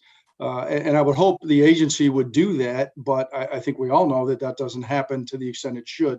And so some oversight by the standards division seems to make sense. And I think 3 is a place to start. But we also have to understand that there may be minor technical violations of agency policy that don't have the same concern. For example, a report that was turned in a day late may be, a violation of policy, but that's not indicative of an officer that that may be using excessive force. Now, 3 of those may be so, but I think to Chief Davis' point that it's a place to start, and I think it also needs more study, and chiefs and sheriffs need to weigh in on what is kind of the lowest level of what would bring concern to them. Leslie, can you show that slide again with the language? Sure, and Ellen, if you would pull that up. And Mr. Hill, I'd let you know that subsection, or so 4D, is specifically to address your concern.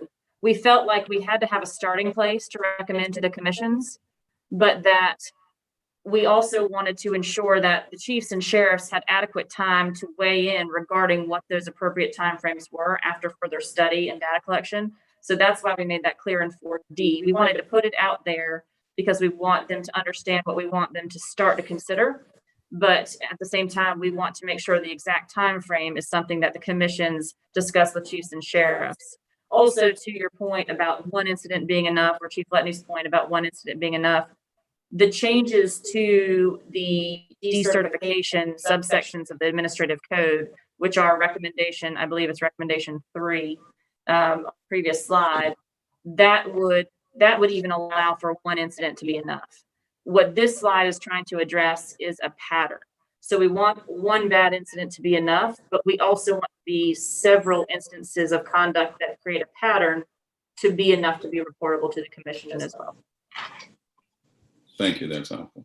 I think also one thing to keep in mind is that the accreditation recommendations and then the accreditation process that most agencies already fall under have the early warning system as well. So this would just be able to, I see this recommendation as an ability for the agency to add some teeth to whatever their findings are by reporting it to the commissions to kind of prevent that agency shopping from quote unquote bad officers, and to also add on to agreeing with what Chief Letney said, that I think we have to keep in mind the types of incidents too, because one very well may be too many, depending on the severity of the excessive force.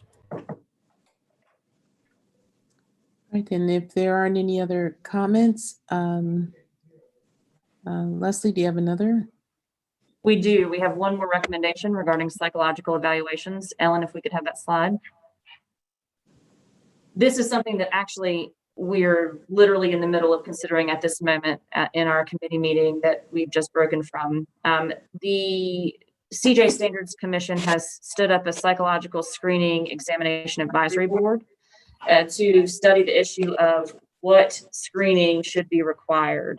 And they have made two recommendations. The first, that for any law enforcement officer, police, community corrections, which means probation and parole officer, that should include both a written MMPI exam by a licensed psychologist, but also it include a clinical.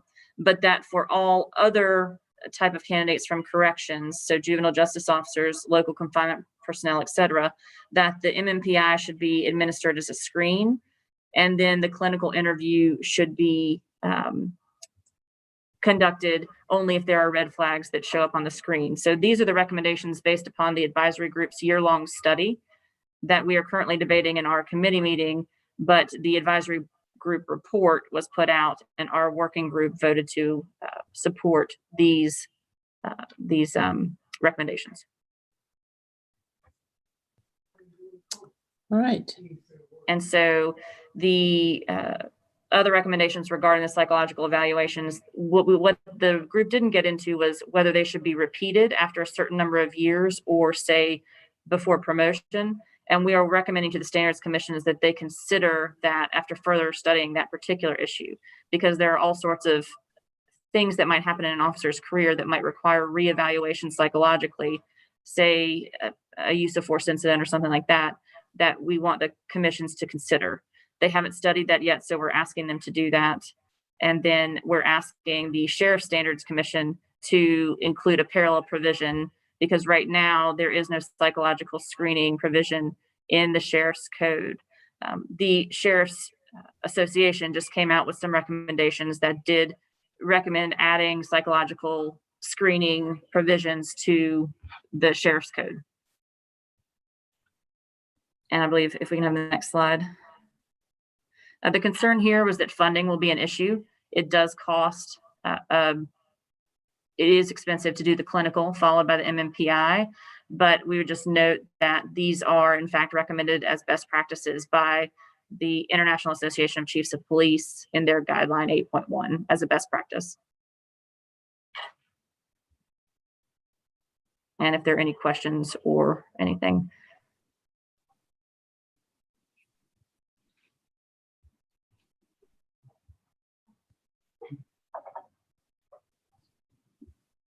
And those are the only recommendations that we have, those two sets for the group today. All right, then we're hearing no other questions or comments. Then Attorney General, turn it back over to you for voting. Thanks so much, Karen. Okay, Ellen, why don't you bring forward those that are ready?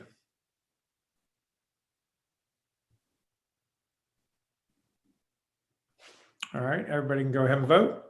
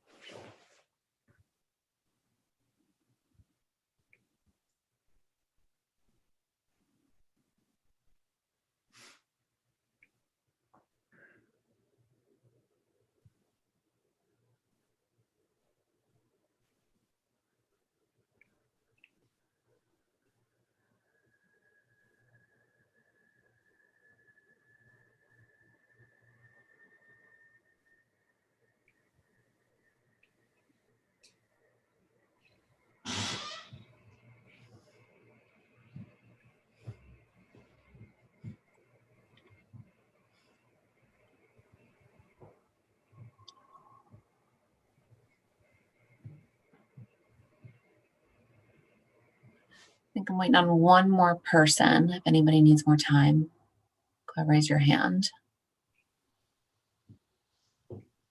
Excellent. All right. The poll results are that all of the recommendations passed and almost all of them unanimously. So excellent work, working group 1. You have the greatest consensus in the quickest time period. So you definitely win extra points. Thank you. Thank you, Mayor. We have how many amended proposals to consider at this point, Ellen? 3 working groups have amendments to consider, and I put them in slides so we can look at them. I think there are 7, but don't quote me on that. Okay. First up is the 3 from working group 2. Secretary Hooks or Jeff, if you want to walk folks through those. I have one on the next slide as well. Happy to do it, Secretary Hooks, unless you'd like to. Go ahead, Jeff. So I think based on the discussion earlier this morning, the first one relates to the consent search recommendation, and Chief Letney had proposed an amendment that would limit the recommendation, require all consent searches to be based on written informed consent, to require all traffic stop consent searches, right? Searches arising out of traffic stops to be based on written informed consent, and to study the effects of requiring written consent for those searches, those traffic stop searches, before determining whether written consent should be required for all searches more broadly. And I think I have the process right, that the groups to vote on the amendment. If the amendment succeeds, that's it. That's the final recommendation. If it doesn't, then the group would proceed to vote on the original recommendation. And then for number 2, and I think there should be a number 3 related to the marijuana violations. Secretary Hooks had requested an amendment that would add in non-ABC permitted locations to each of those to indicate that drug law enforcement may be more important where it's alcohol consumption is also involved. Yeah, you can see that third one there as well.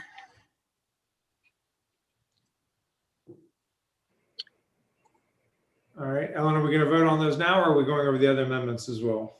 No, we can vote on those now. Just give me one moment to correct something. I think that's great. It helps us keep things straight in our own minds, or at least in my mind. So just to be clear, that if you vote for the amendment, that means you prefer the amendment to the original proposal. If you preferred the original proposal, you should vote against the amendment. But if you like it as amended, vote for the amendment. All right, so I'm going to pull up that first one now.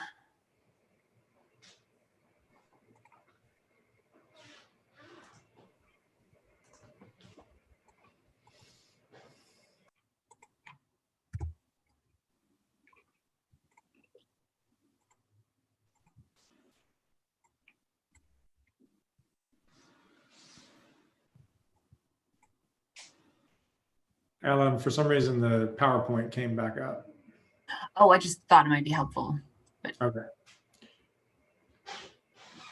And you're getting the results on Amendment 1?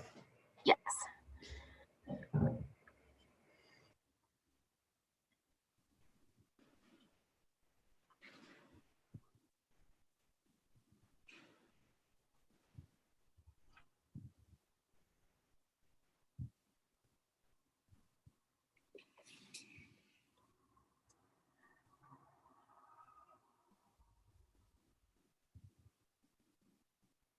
Looks like I have 2 more people that need to vote.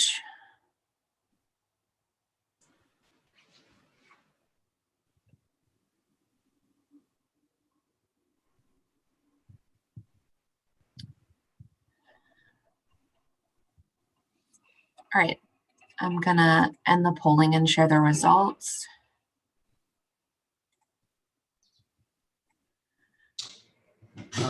So this amendment did not pass. So it's 45-55. Do you have the original proposal to bring it up for a vote?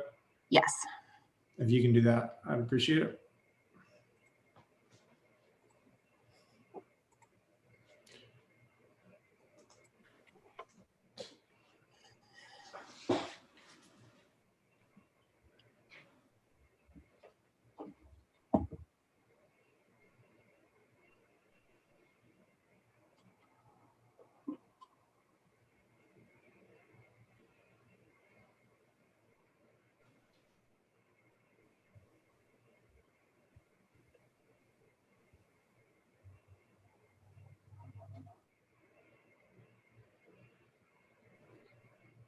How's everybody doing?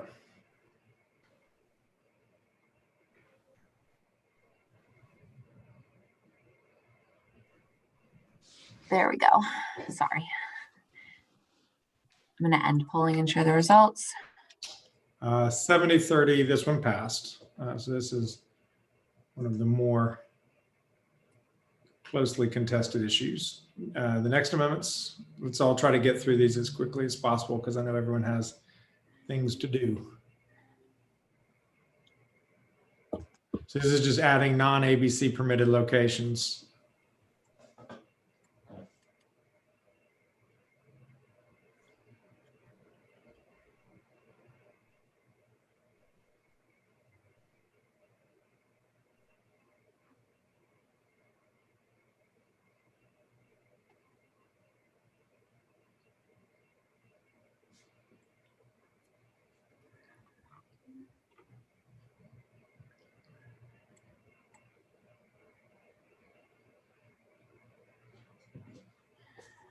There we go.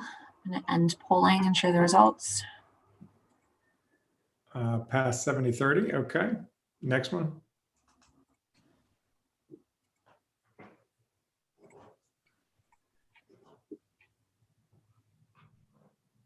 All right, everybody go ahead and vote. It's not the same one. It was the same concept to a different idea. One had to do with one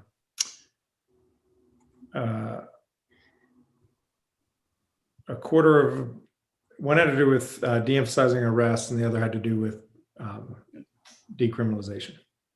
Thank you. I thought I was muted on that, Josh, but thank you. Thinking out loud, are we?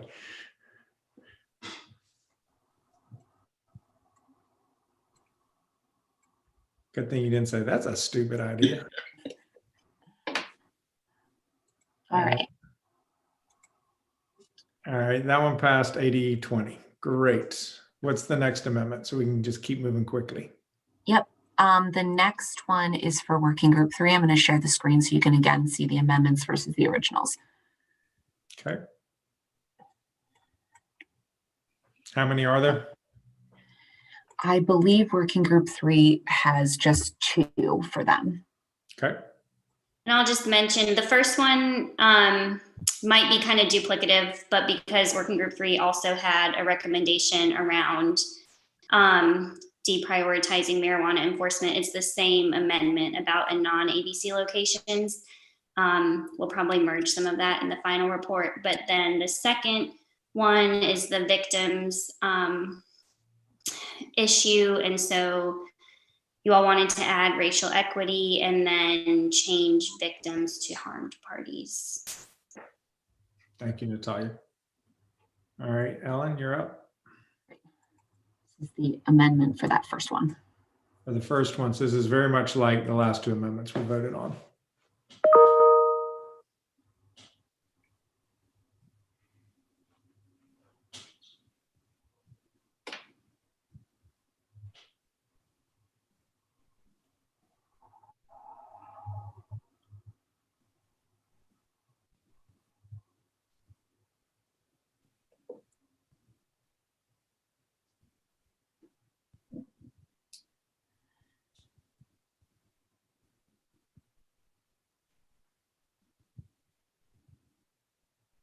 Everybody clicked on it?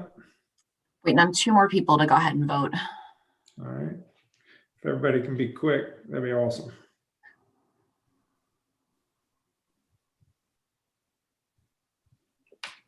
All right. First Amendment passes 74-26. And then I will bring up the second amendment here.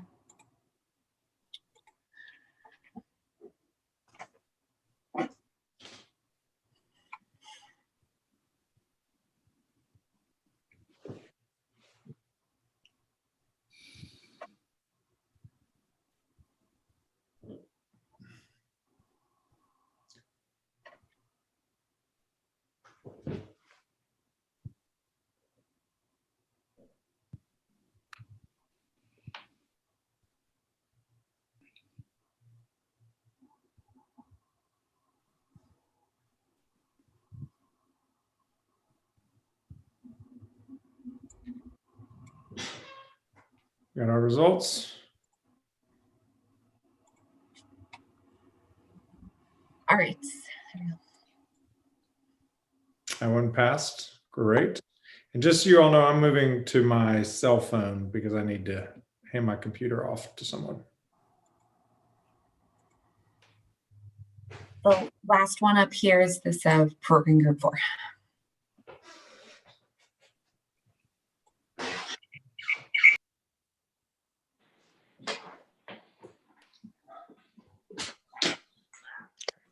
Sorry about that. I think Mary had to jump off at 1:15, so she may not be here. But just so everyone's aware, there were 3 different amendments that were proposed as a result of that conversation. And an independent conviction integrity unit with representation from both prosecutors and defense lawyers, the funding for IDS, and then the study regarding length of time. Sgt Gardner, I don't let us know if that is what you were thinking, but that's what's on the table here. That all looks good. All right, great. I'm going to launch a poll for this one. This is our final amendment.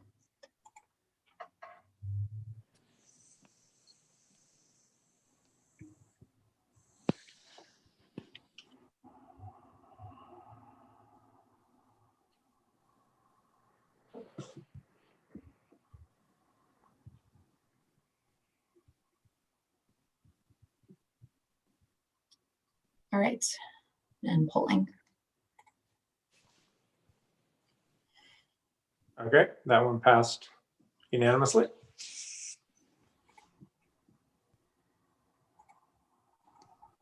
And we're all done. That's it?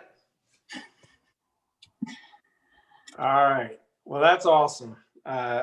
Congratulations to the task force. That's just an amazing amount of work we've done in the last 2 weeks, which builds on an amazing amount of work that's been going on since July. And I want to just say how deeply appreciative I am to each one of you, because you all, I mean, you have your own important jobs and busy lives, and yet you've each dedicated an inordinate amount of time to this exercise, because I know that you share the same commitment and belief that Justice Earls and I have, that this is exceptionally important work for North Carolina. We have to make our criminal justice system work better for everybody. That there cannot be 2 systems of justice, one for white people, one for Black people. There has to be equal justice. And we've tackled a wide range of very important and detailed issues to try to make a meaningful difference in the system. And I just want to say my genuine words of gratitude to each one of you.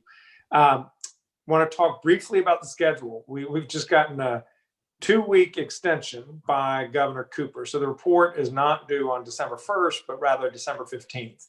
And what that will enable us to do is to produce a better written and formatted document. It takes off a little bit of the urgency, particularly over the holidays. It was not ideal for any of us. So it gives us a little breathing room. That means that you all will be getting a draft on the 25th.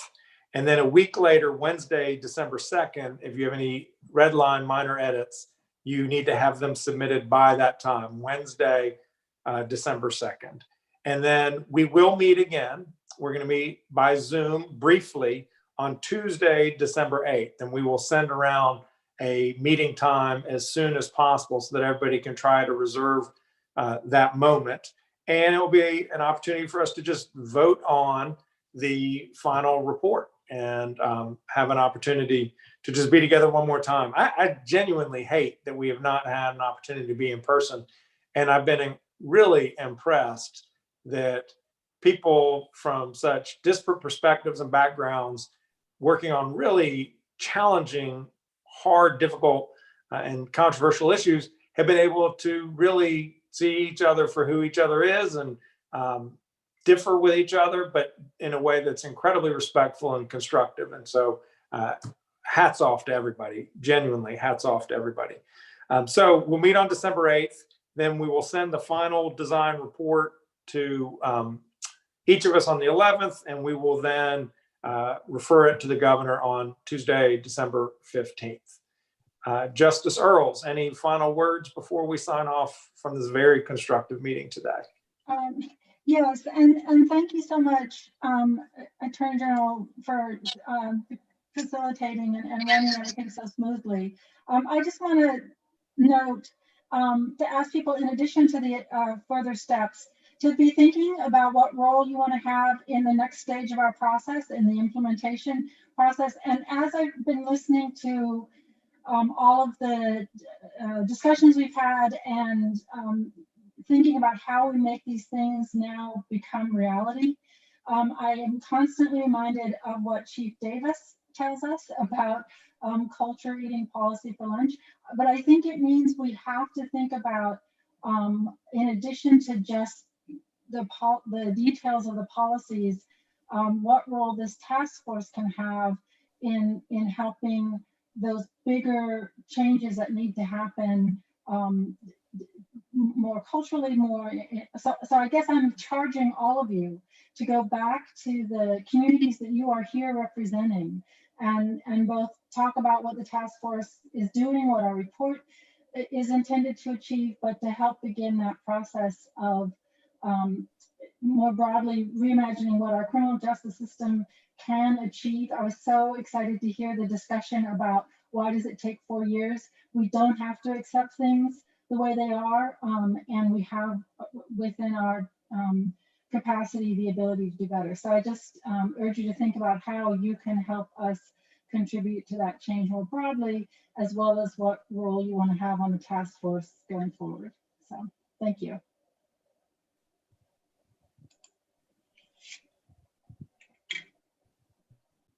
I'm sorry, y'all have a great rest of the day. Thanks.